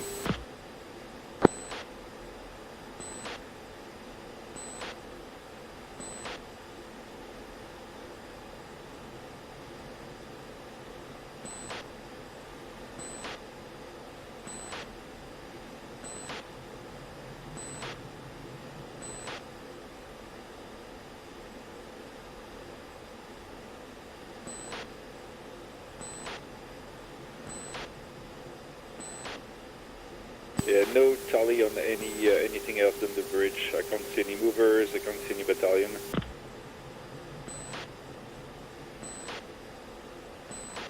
Reference on tier 5.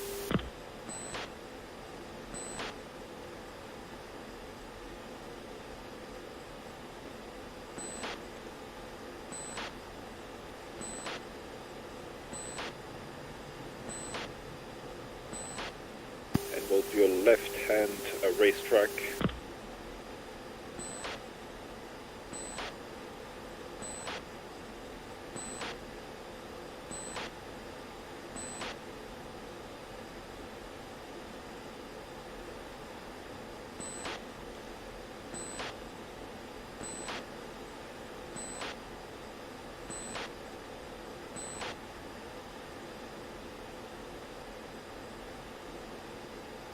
Lead you onto thin fighting wing or trail? We're going to switch trail now, so I'm going to start my turn now. 2, take your spacing 5 miles and 3 same. 1 is going now, deconflicting high.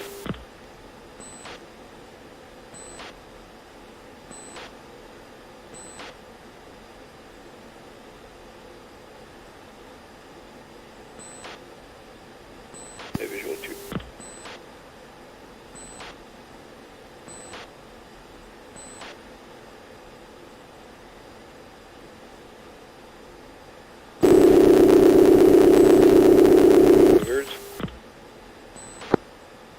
Trying 350, holding 350 knots during the racetrack.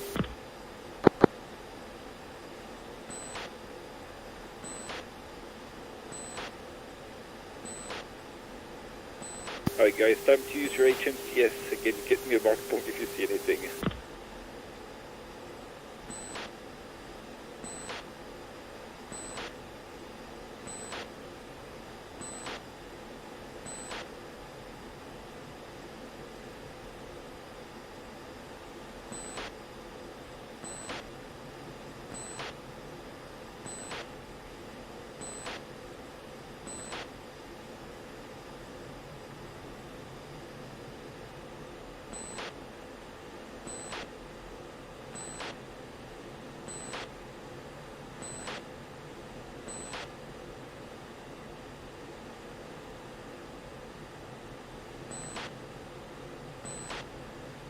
Two tally vehicles at the base of the bridge, the west side of the bridge.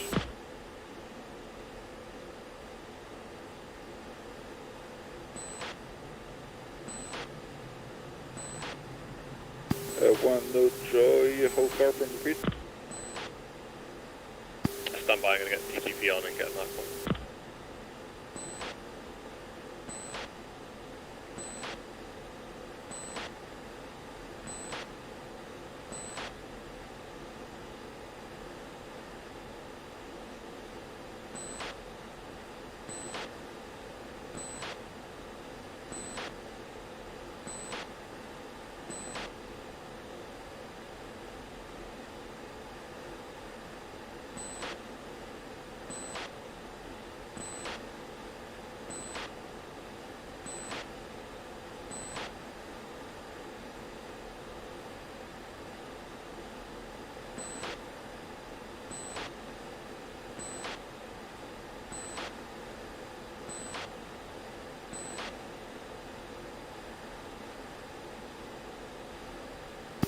Stand by for data. Data.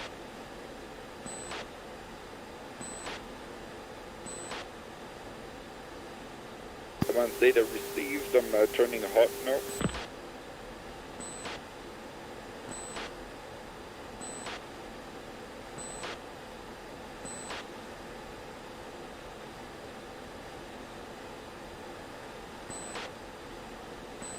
Negative, stand by.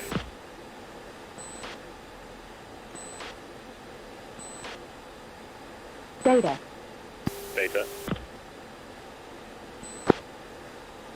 Make sure Data. it is alright. Yep, good.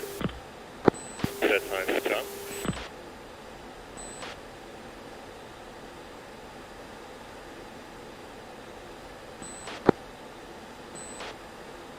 Target type, I saw 3 times strokes, 3 times BTR.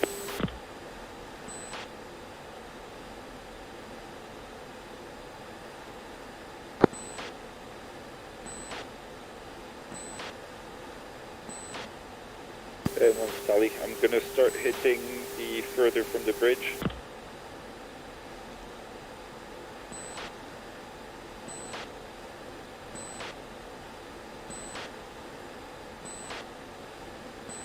Copy 2 will engage middle and 3 take close to the bridge, makes sense.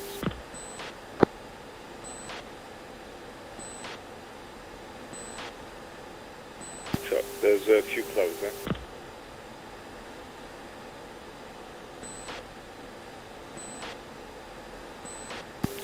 One is in, correction, 2 is in hot, 13 miles.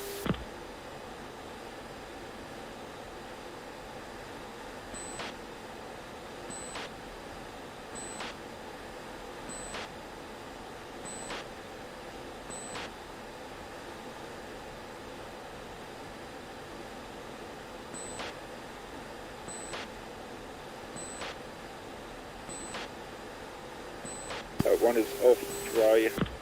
There's a cloud on the way to, I suggest you check left now, 330. Offset at least 5 miles and you should have a hole in the clouds.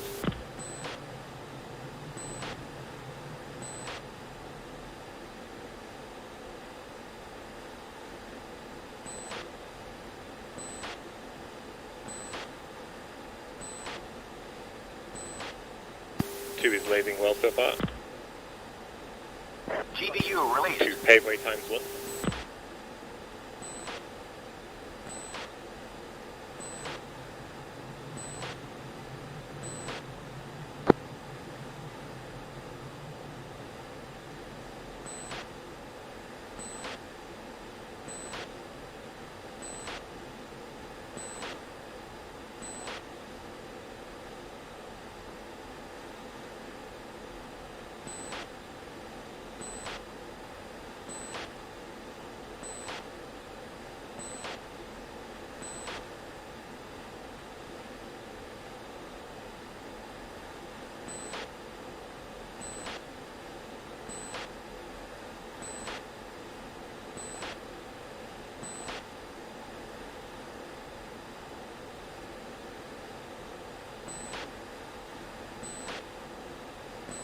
Shack 2. GBU released. 2 Shack 3 times BTRs.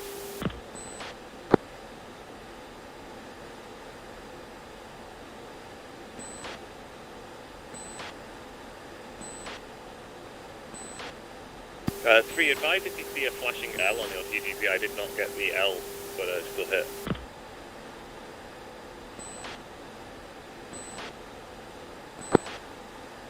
Yeah.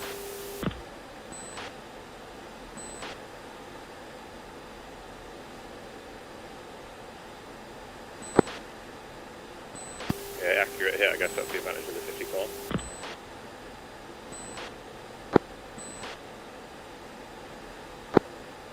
I might have missed it. One's in hot. 2 is lagging behind in the pattern now, 15 miles back.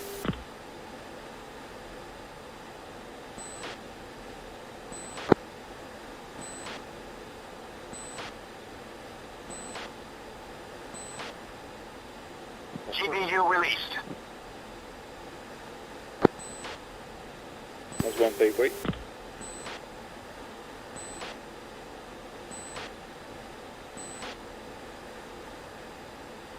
Its secondary target's going to be the bridge itself. Negative. We're not supposed to touch the bridge. Copy.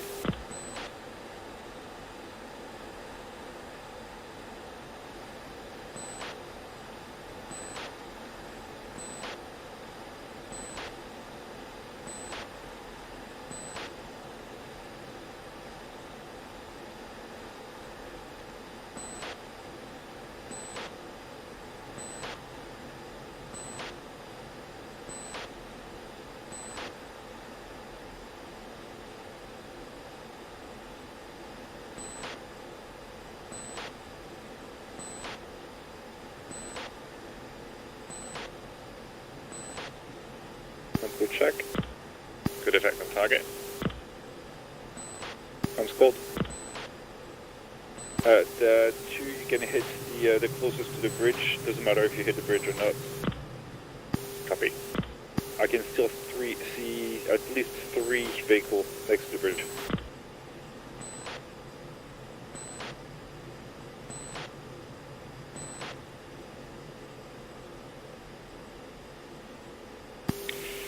Three inbound now.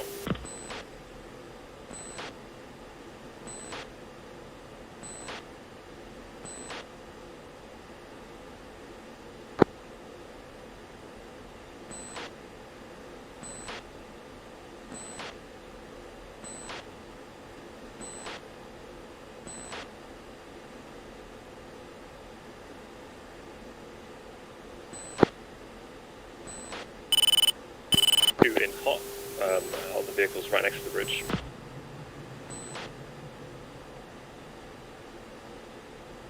GBU released. 2 payway.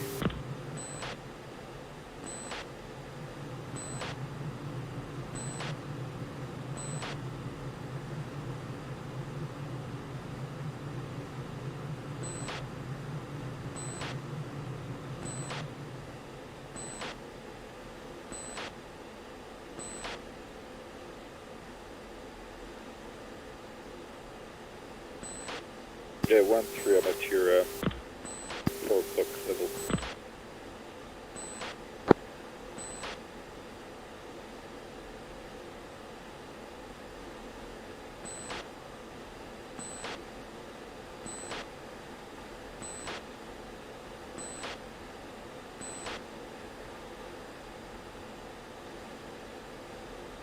Two shacks.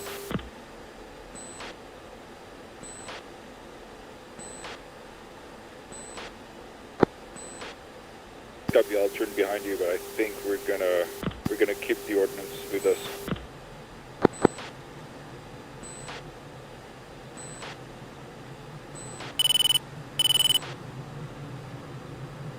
One's turning with you, 3, I'm gonna reduce 2 miles trail, so it's easier to rejoin after.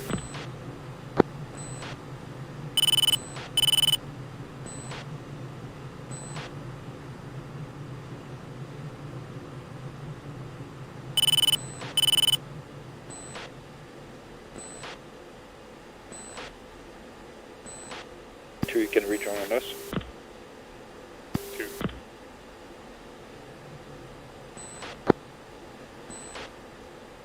Three, continue on 3.5 for now.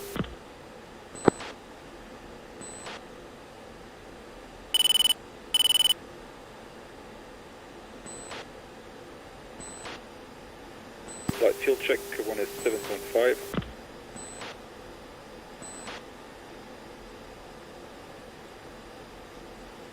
Two is 7.5.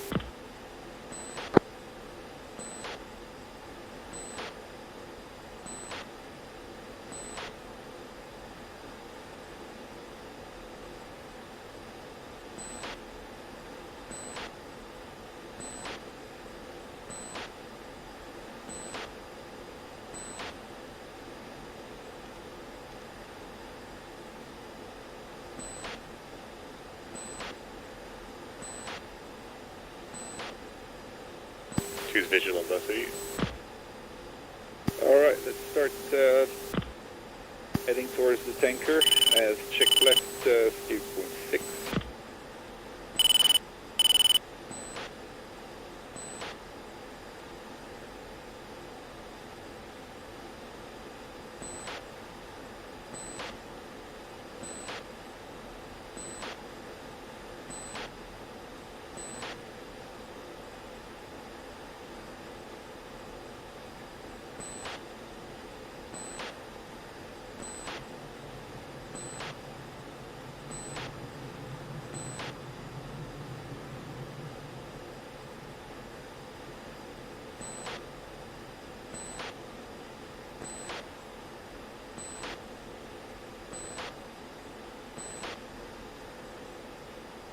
That one is set on steer 6, speed Mach 0.75.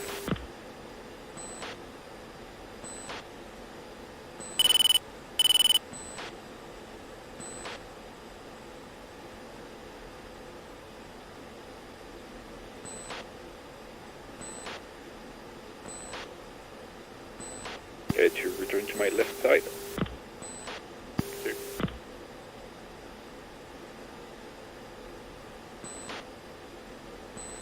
Contact tanker, bullseye 1716, run at 70 miles. Data.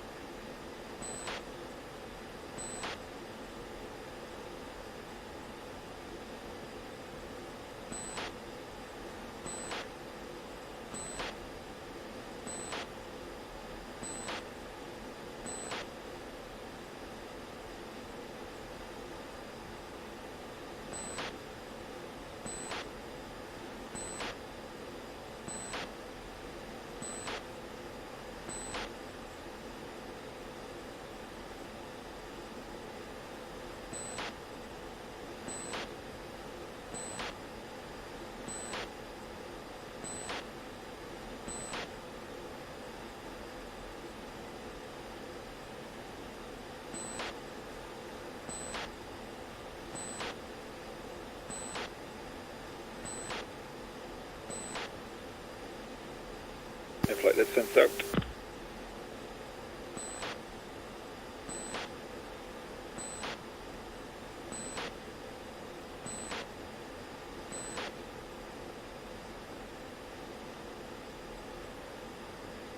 One fenced out at 7,000. 2 fenced out, 6.6.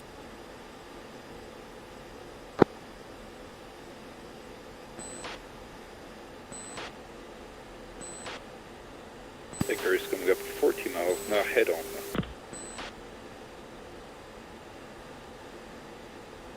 2 visual.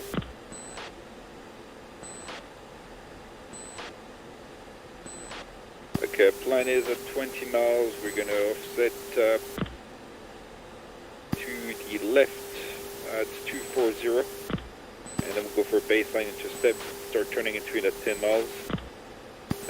I'll go straight for the boom, 2 and 3 can go left observation. The plan is to top up to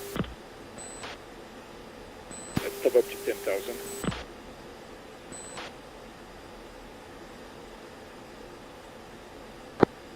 Yeah, I can do. 2 visual.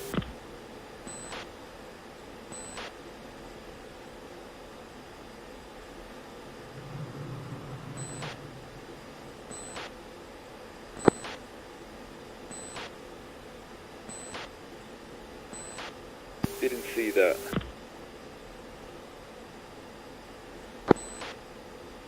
I was all of the control. Start the offset to the right, slowly.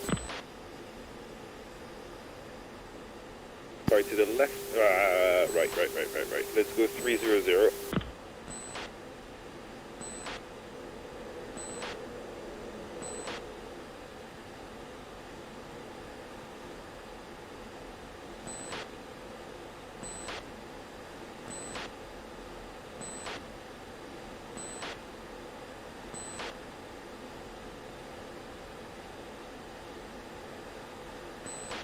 Alright, tankers in a right-hand turn.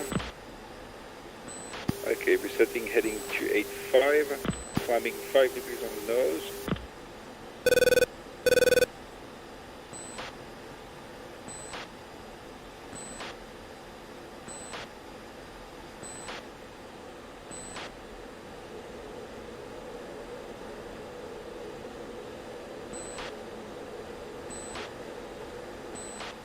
Let's push 13 now.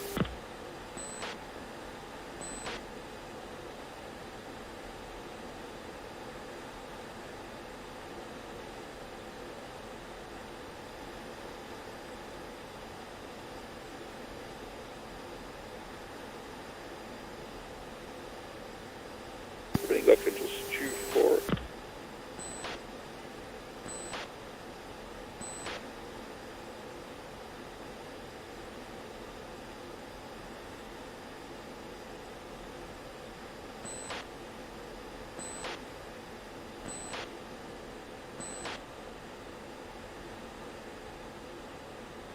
Slide left, let's follow the tanker.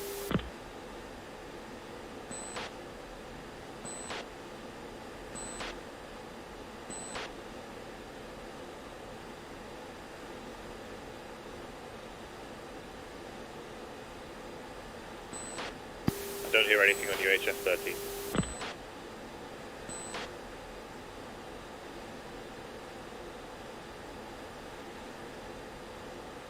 Nico, 4-1, copper, 4-1. Got it now. You are number 1 to refuel. Nico, 4-1, copper, 4-1. Clear to pre-contact position.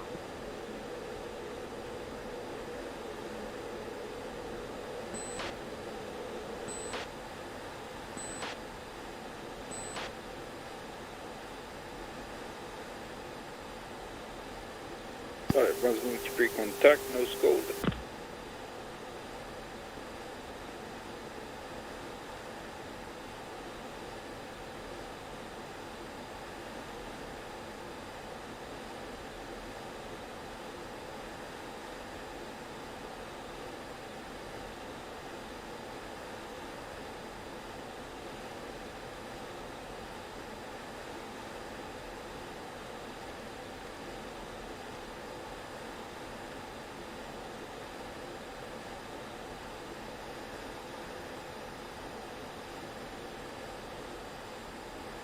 Switching TACAM to 63 Yankee.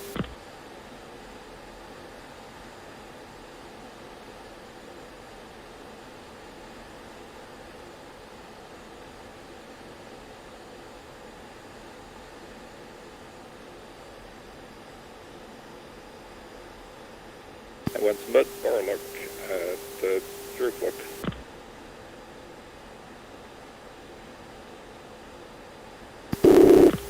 Yeah, it's no factor.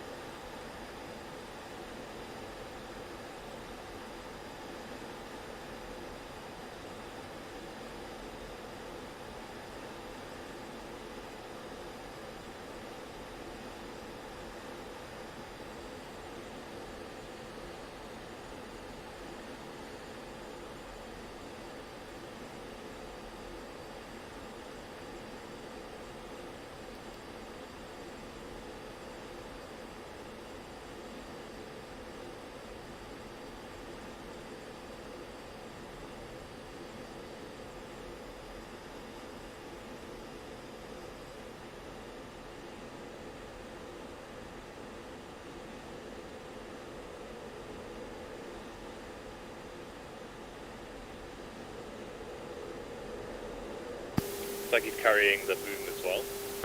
Sorry, the basket as well as the boom. Oh yeah.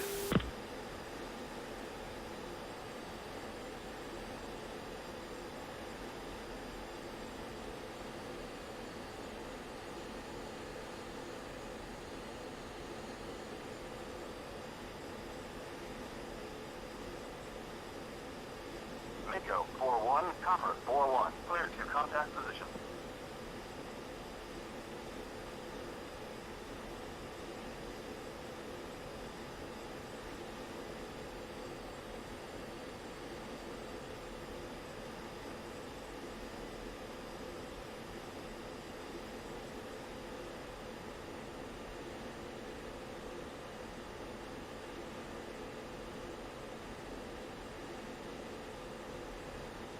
Contact.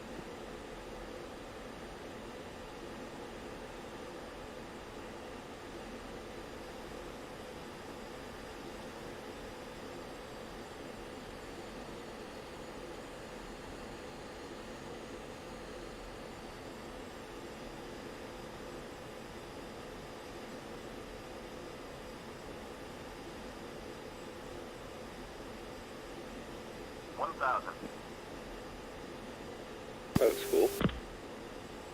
Oh, nice.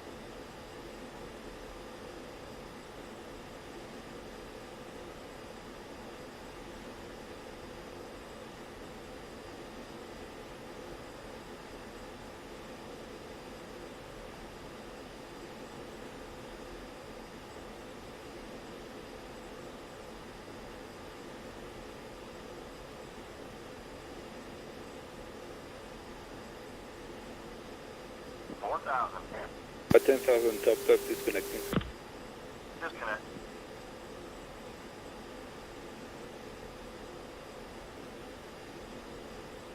Mako, 4-2, copper, 4-1, clear to pre-contact position. 2 nose quiet, moving to pre-contact.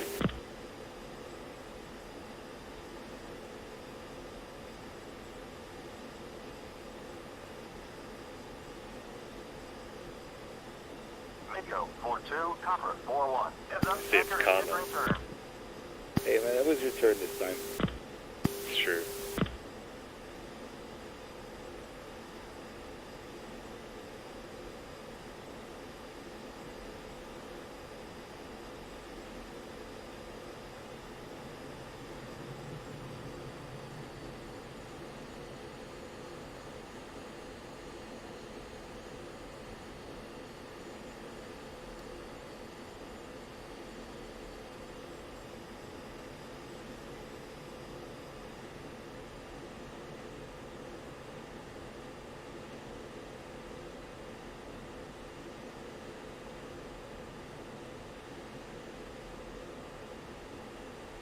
Mako, 4-2, copper, 4-1, clear to contact position.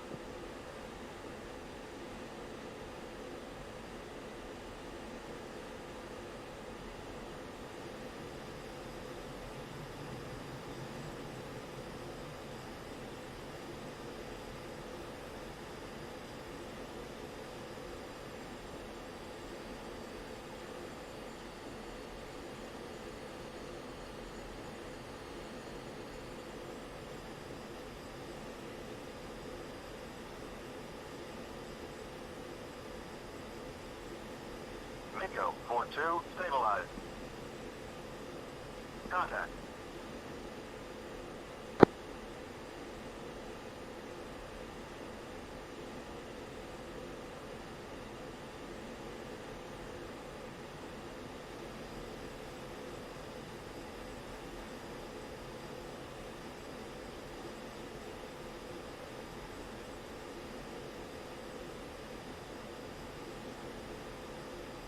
1,000.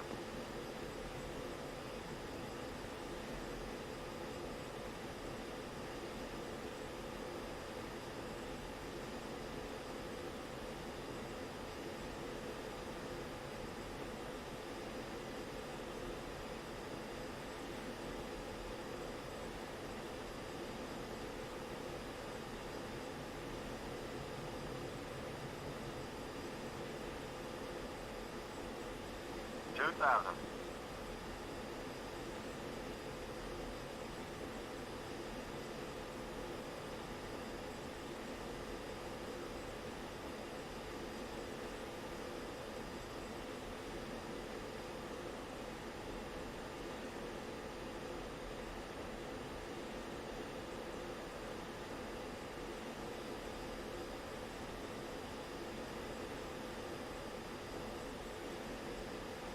$3,000.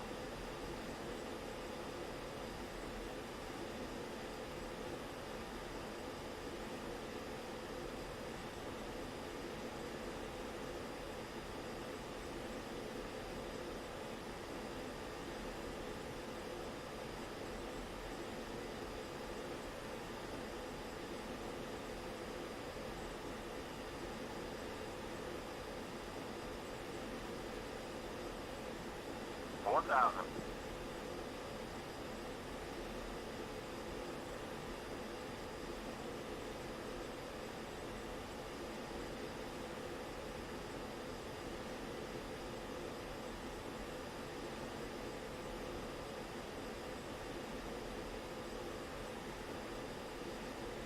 Two at £10,000. Disconnecting.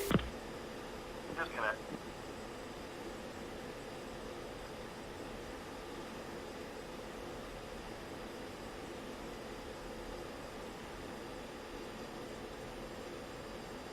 Copper 4-1. Mako 4-2, good to go.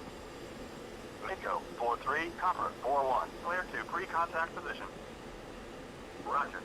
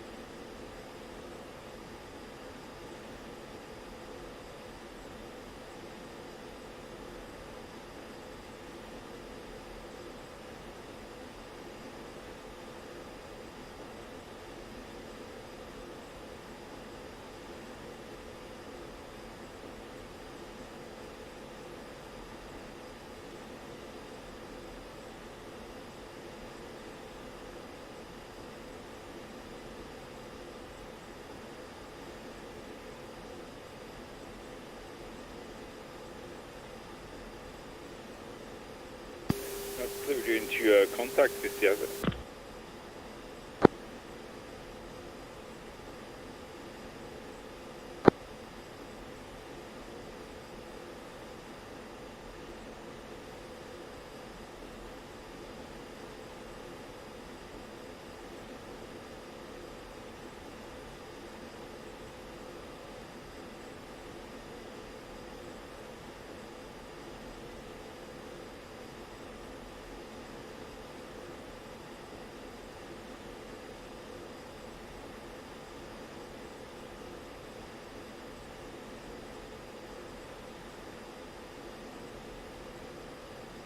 To confirm you've done refueling if you're done. Mako 4-3, Copper 4-1. Clear to contact position. Of course I did.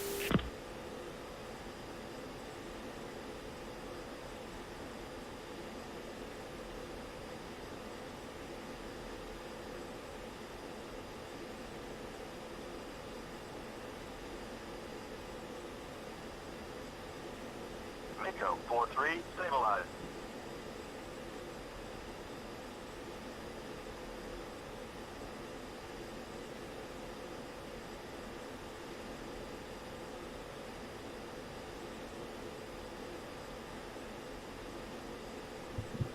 Contact.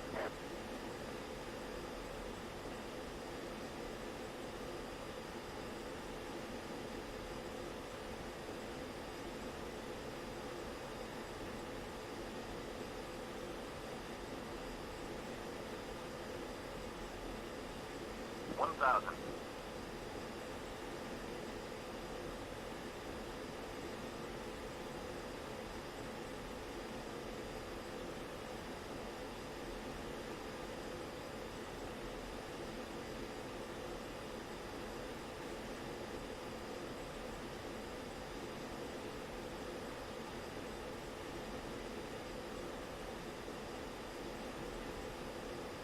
That's a nice basket. 2,000. Disconnect.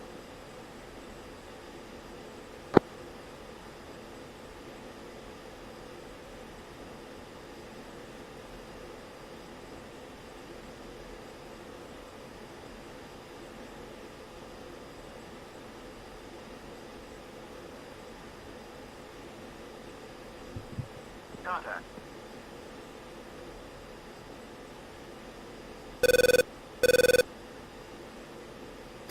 Too much SA6 for 9 o'clock.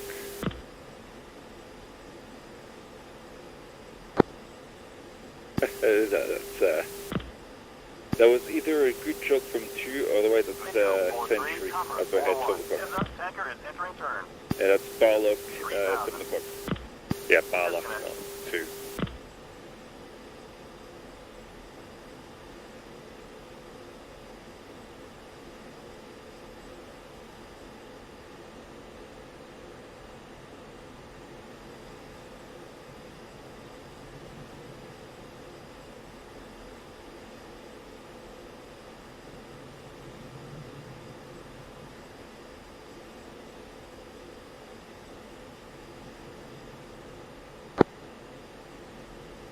What's your fuel state now?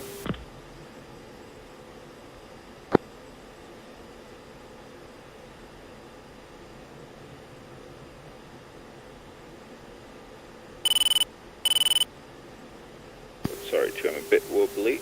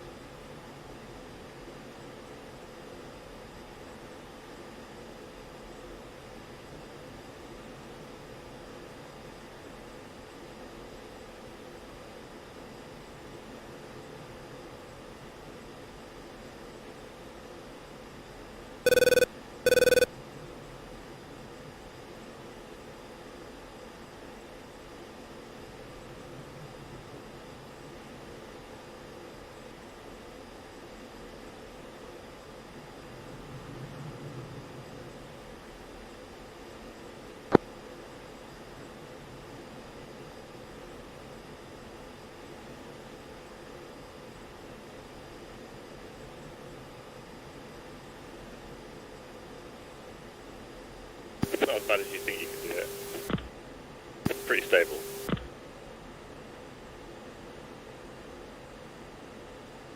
The transition's hardest.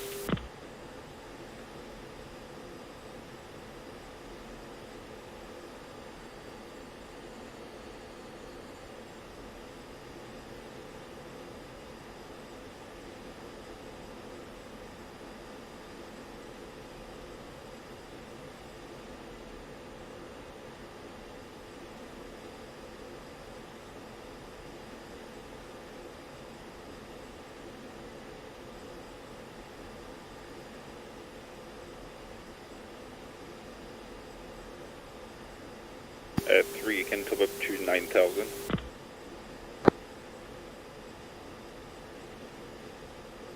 nearly at 9,000. Yeah, I'm at 9,000.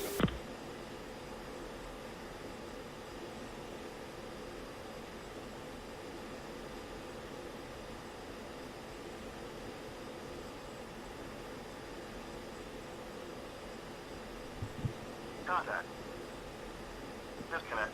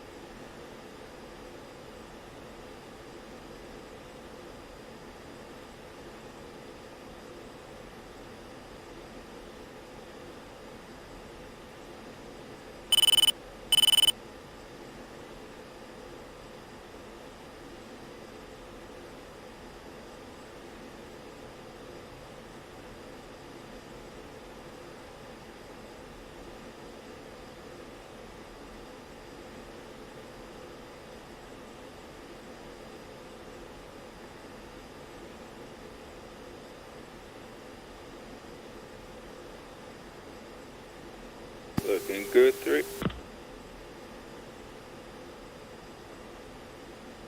Ah, almost. He almost cut it in and just moved and get it in.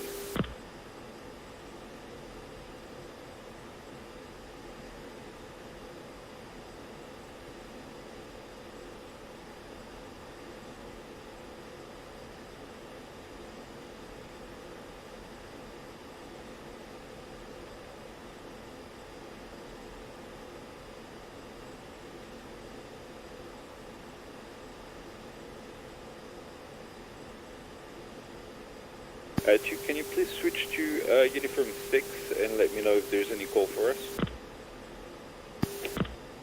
2.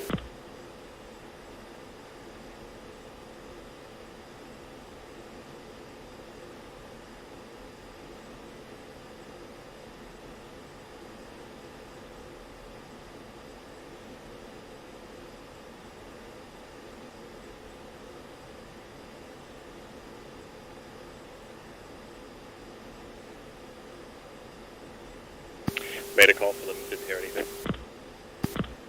Yeah, they must be tanking as well, I guess. Yeah. I'll do a call out every minute from here. Oh, just monitoring in case they call us. Copy.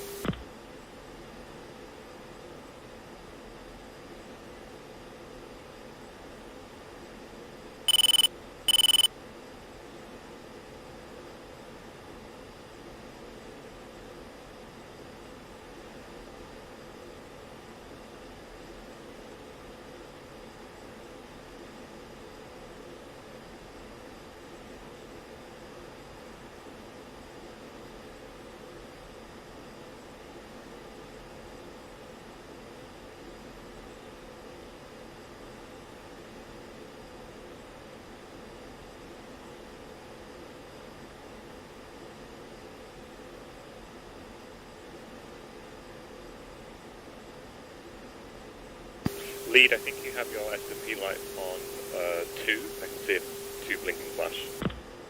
Copy, thank you. It's kind of hard to see, like, the first 2 numbers, I know.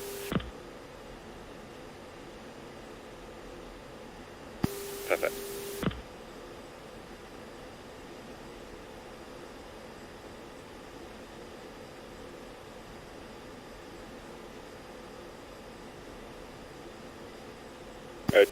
set you steer way too low.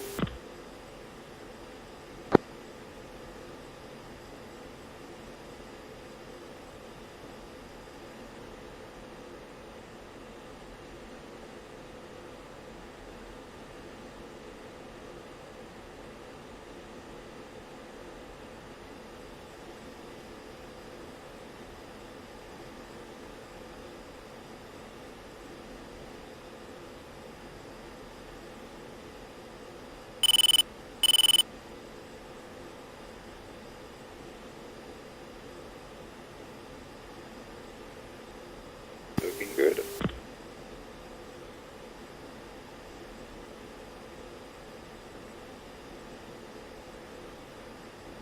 Bit forward. Mako 4-3, Copper 4-1. Heads up, You're almost there. turn. Good, you're looking good. Bit forward, bit up. You're looking good. No stop. Slightly up, and you should be good.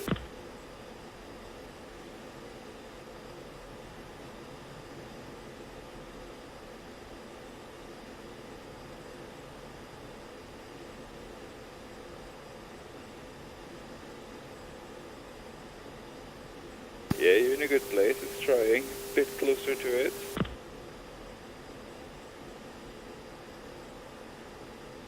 Almost there. Here she goes. Ah, fuck. That was so close. She had it, Ed.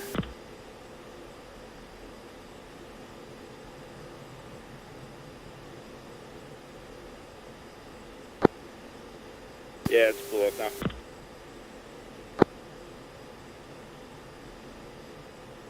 Copper 4-1. Mako 4-3, topped off and ready to go. Roger.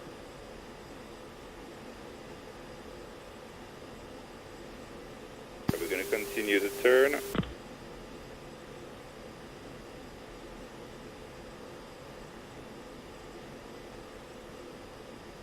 How much do you guys use the rudder in just regular turns like this? Yeah, same. Let's take 5 degrees on the nose.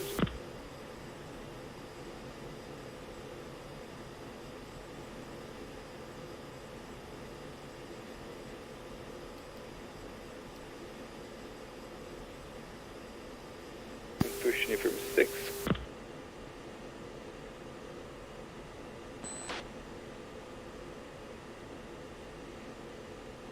SACOM is back to 12 X-ray, reference on the steer point 8.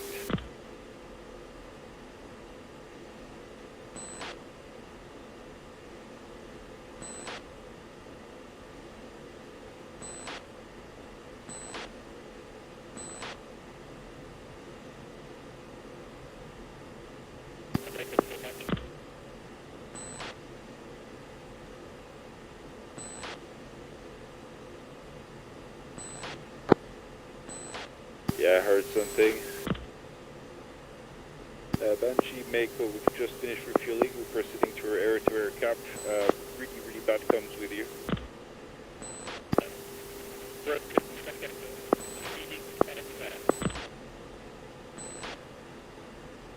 I heard proceeding air to air. Yeah, copy. Copy 1 out of 5, proceeding air-to-air. Right, let's land at Angels 30. You're going to take speed of, oh, that's good speed for now, Mach 0.8. 3, if you want to take the 10 mile spacing, 2 stay close. 2 staying close.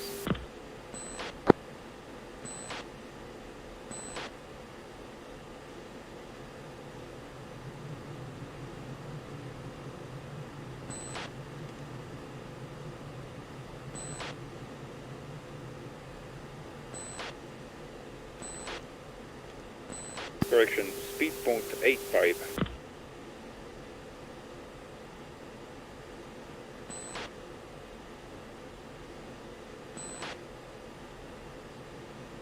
Fisty, have they changed something on the flight model of the F-16? Because I feel like it feels more like, not in the bad way, but like the CS, you know, it feels like really light. Still carrying bombs and harms. I feel like I'm just eating speed and no problem.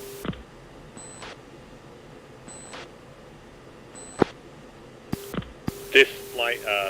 Quite low weight even with max. We were only 34,000 pounds, and now we've lost GBUs and fuel. It's actually still quite light even with the harm.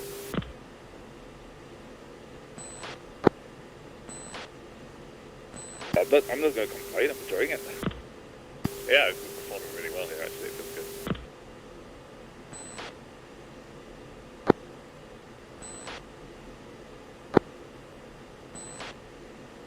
Nah.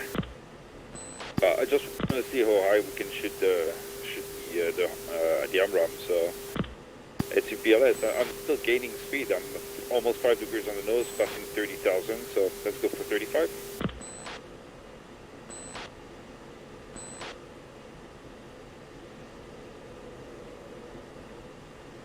How close do you actually want me? When am I in a good place? Hey, you're good now, as long as you're visual with me.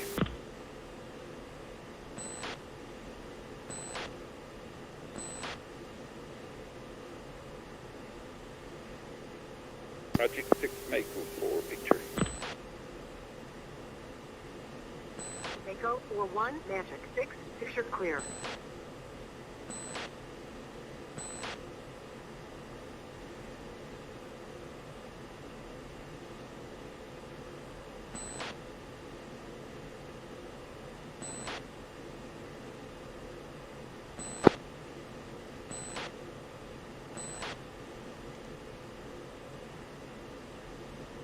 We're gonna reduce our speed to Mach 0.7 so we can catch up with our electrical fuel. Alright, leveling up at Angels 3.5, slowing down Mach 0.7.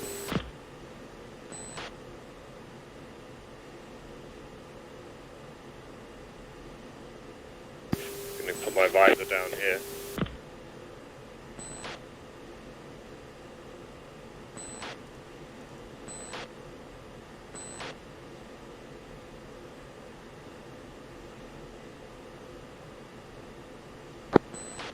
Yes, that's something again.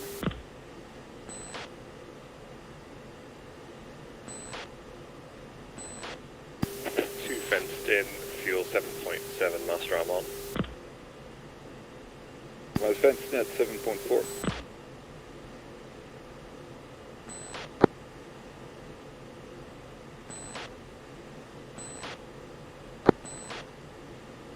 Let's just jettison the ordnance and save some fuel. Including the harm. Yeah. Copy.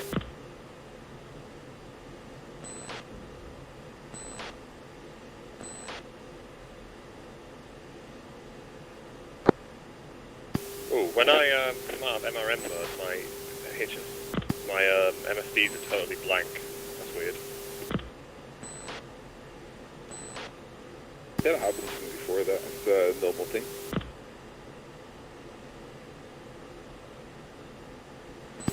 Three, so your distance? 05593 21,000 straight. Magic 6, NG 5-1, group bullseye 05693 21,000. Declare. Get through its push back at 0.85. Confirm hostile.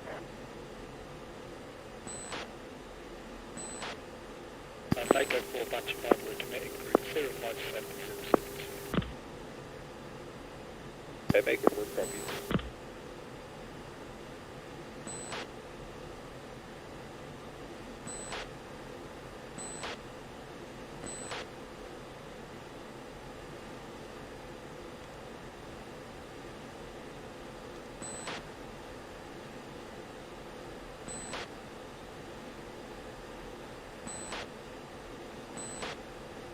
Flight check left, north.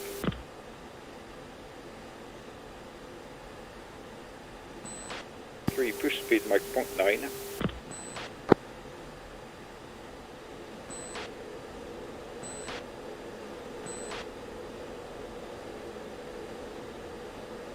Have contact on Banshee's group. Get 4 strobers right of scope. 100 miles.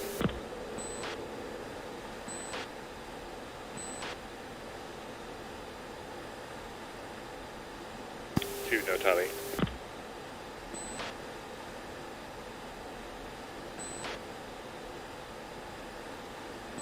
One, pinball.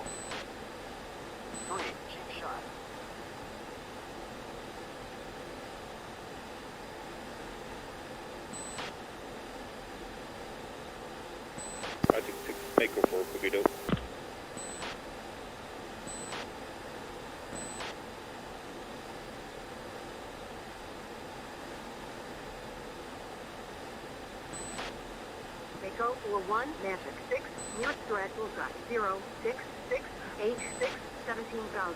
Ranking hostile Print 227. 4 ships. That's the group of Banshee.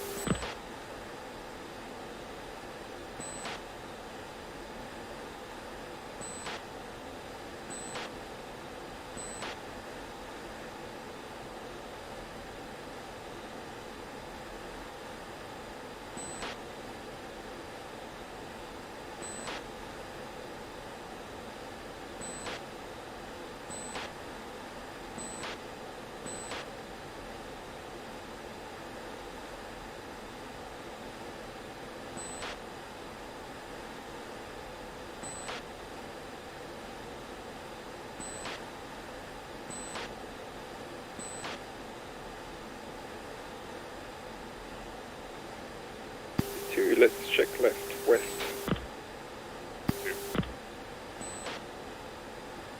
3, we're going to go cold now. Have a little scoop around the west. Remain hot. Oh, contact. Stand by. Magic 6, Mako for declare 339, 42 Angels 21 hot. Mako 41, Magic 6, contact confirmed hostile. 2 tally.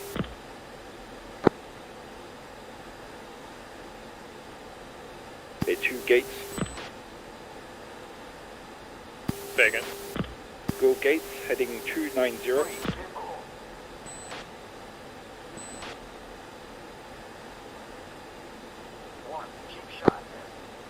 Okay, Nails 27. 2, go 10-degree nose up. Nose up. Oh yeah, we've got a good solution already here at 37 miles. 2's got a shot here. Okay, take it 2. 2 Fox 3. 2, Fox 3 long. 1, Fox 3 long. One's Fox 3 on the lead, Angels 2-0. 2's Fox 3 on the back leader. 2, Fox 3 long. 2 is blind. Okay, 2, check left south now. Turn. 2 defending SA 227.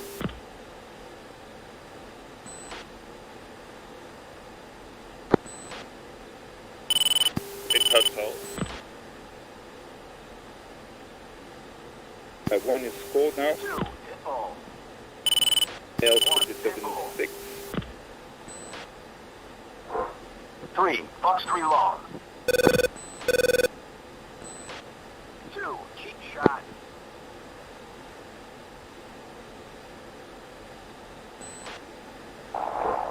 3, Fox 3 long. 2 same. B3, 2, turn cold.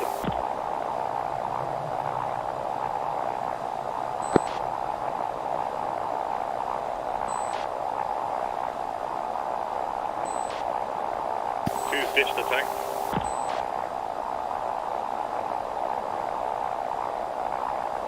One's turning hot.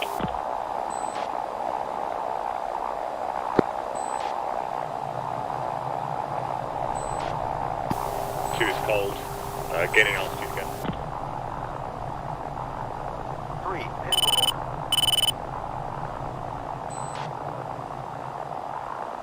3, check 150, go gates. 1, Fox 3 long. Fox 3, 338, 19, 227, hot, Angels 25.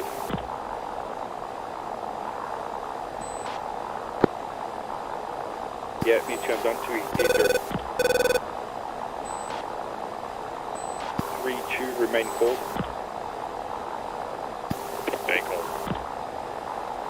Jack, flare.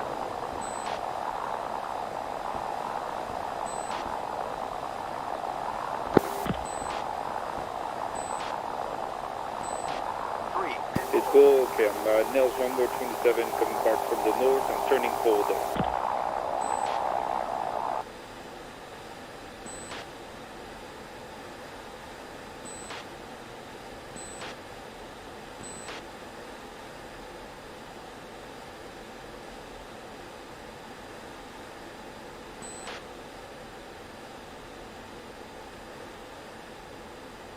flight reference tier 7.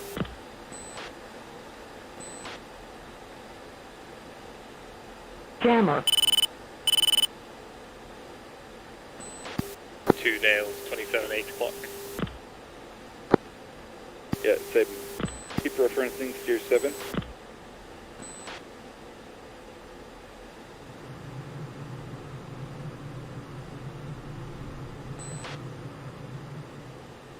Two, check left, 120. 2 check left, 20.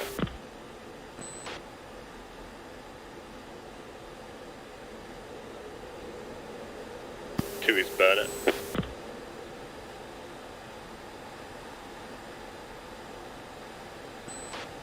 Okay, that 27 is on me. Flight confirmed naked or spike?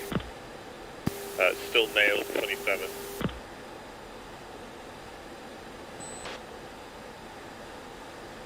Okay, nails 2 times 27 now coming from the north. Right guys, let's egress, head for the Patriot gate.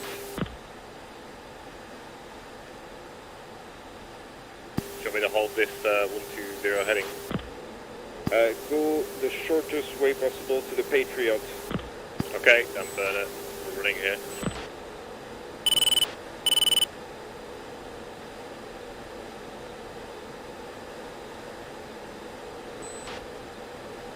Have 3 at your discretion. You can remain cold and head for airbase or switch.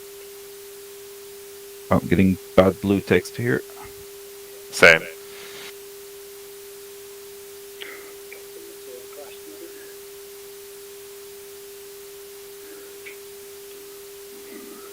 I'm quite surprised it didn't happen before.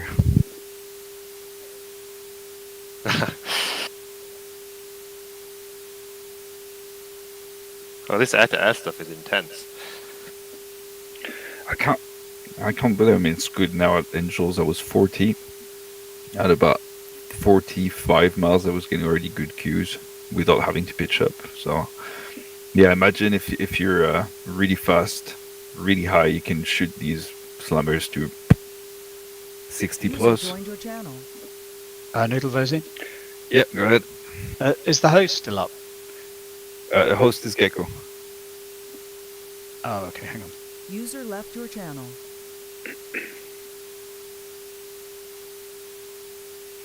User joined your channel. Yeah, sorry, I forgot. Yeah, Gecko had a CTD. Okay, well, can back out then. User left your channel. Yeah. Yeah, we're just going to go land after that, I guess.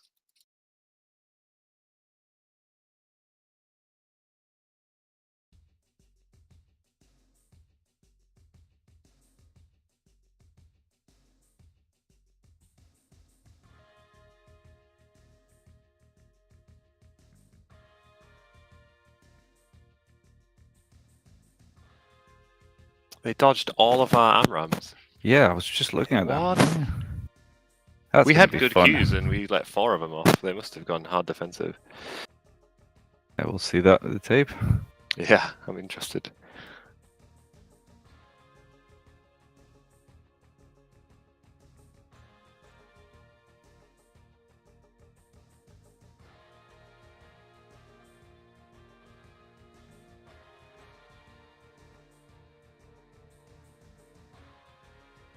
Yeah. Gecko and Mango were KIA. Do you think he disconnected or crashed? I don't know.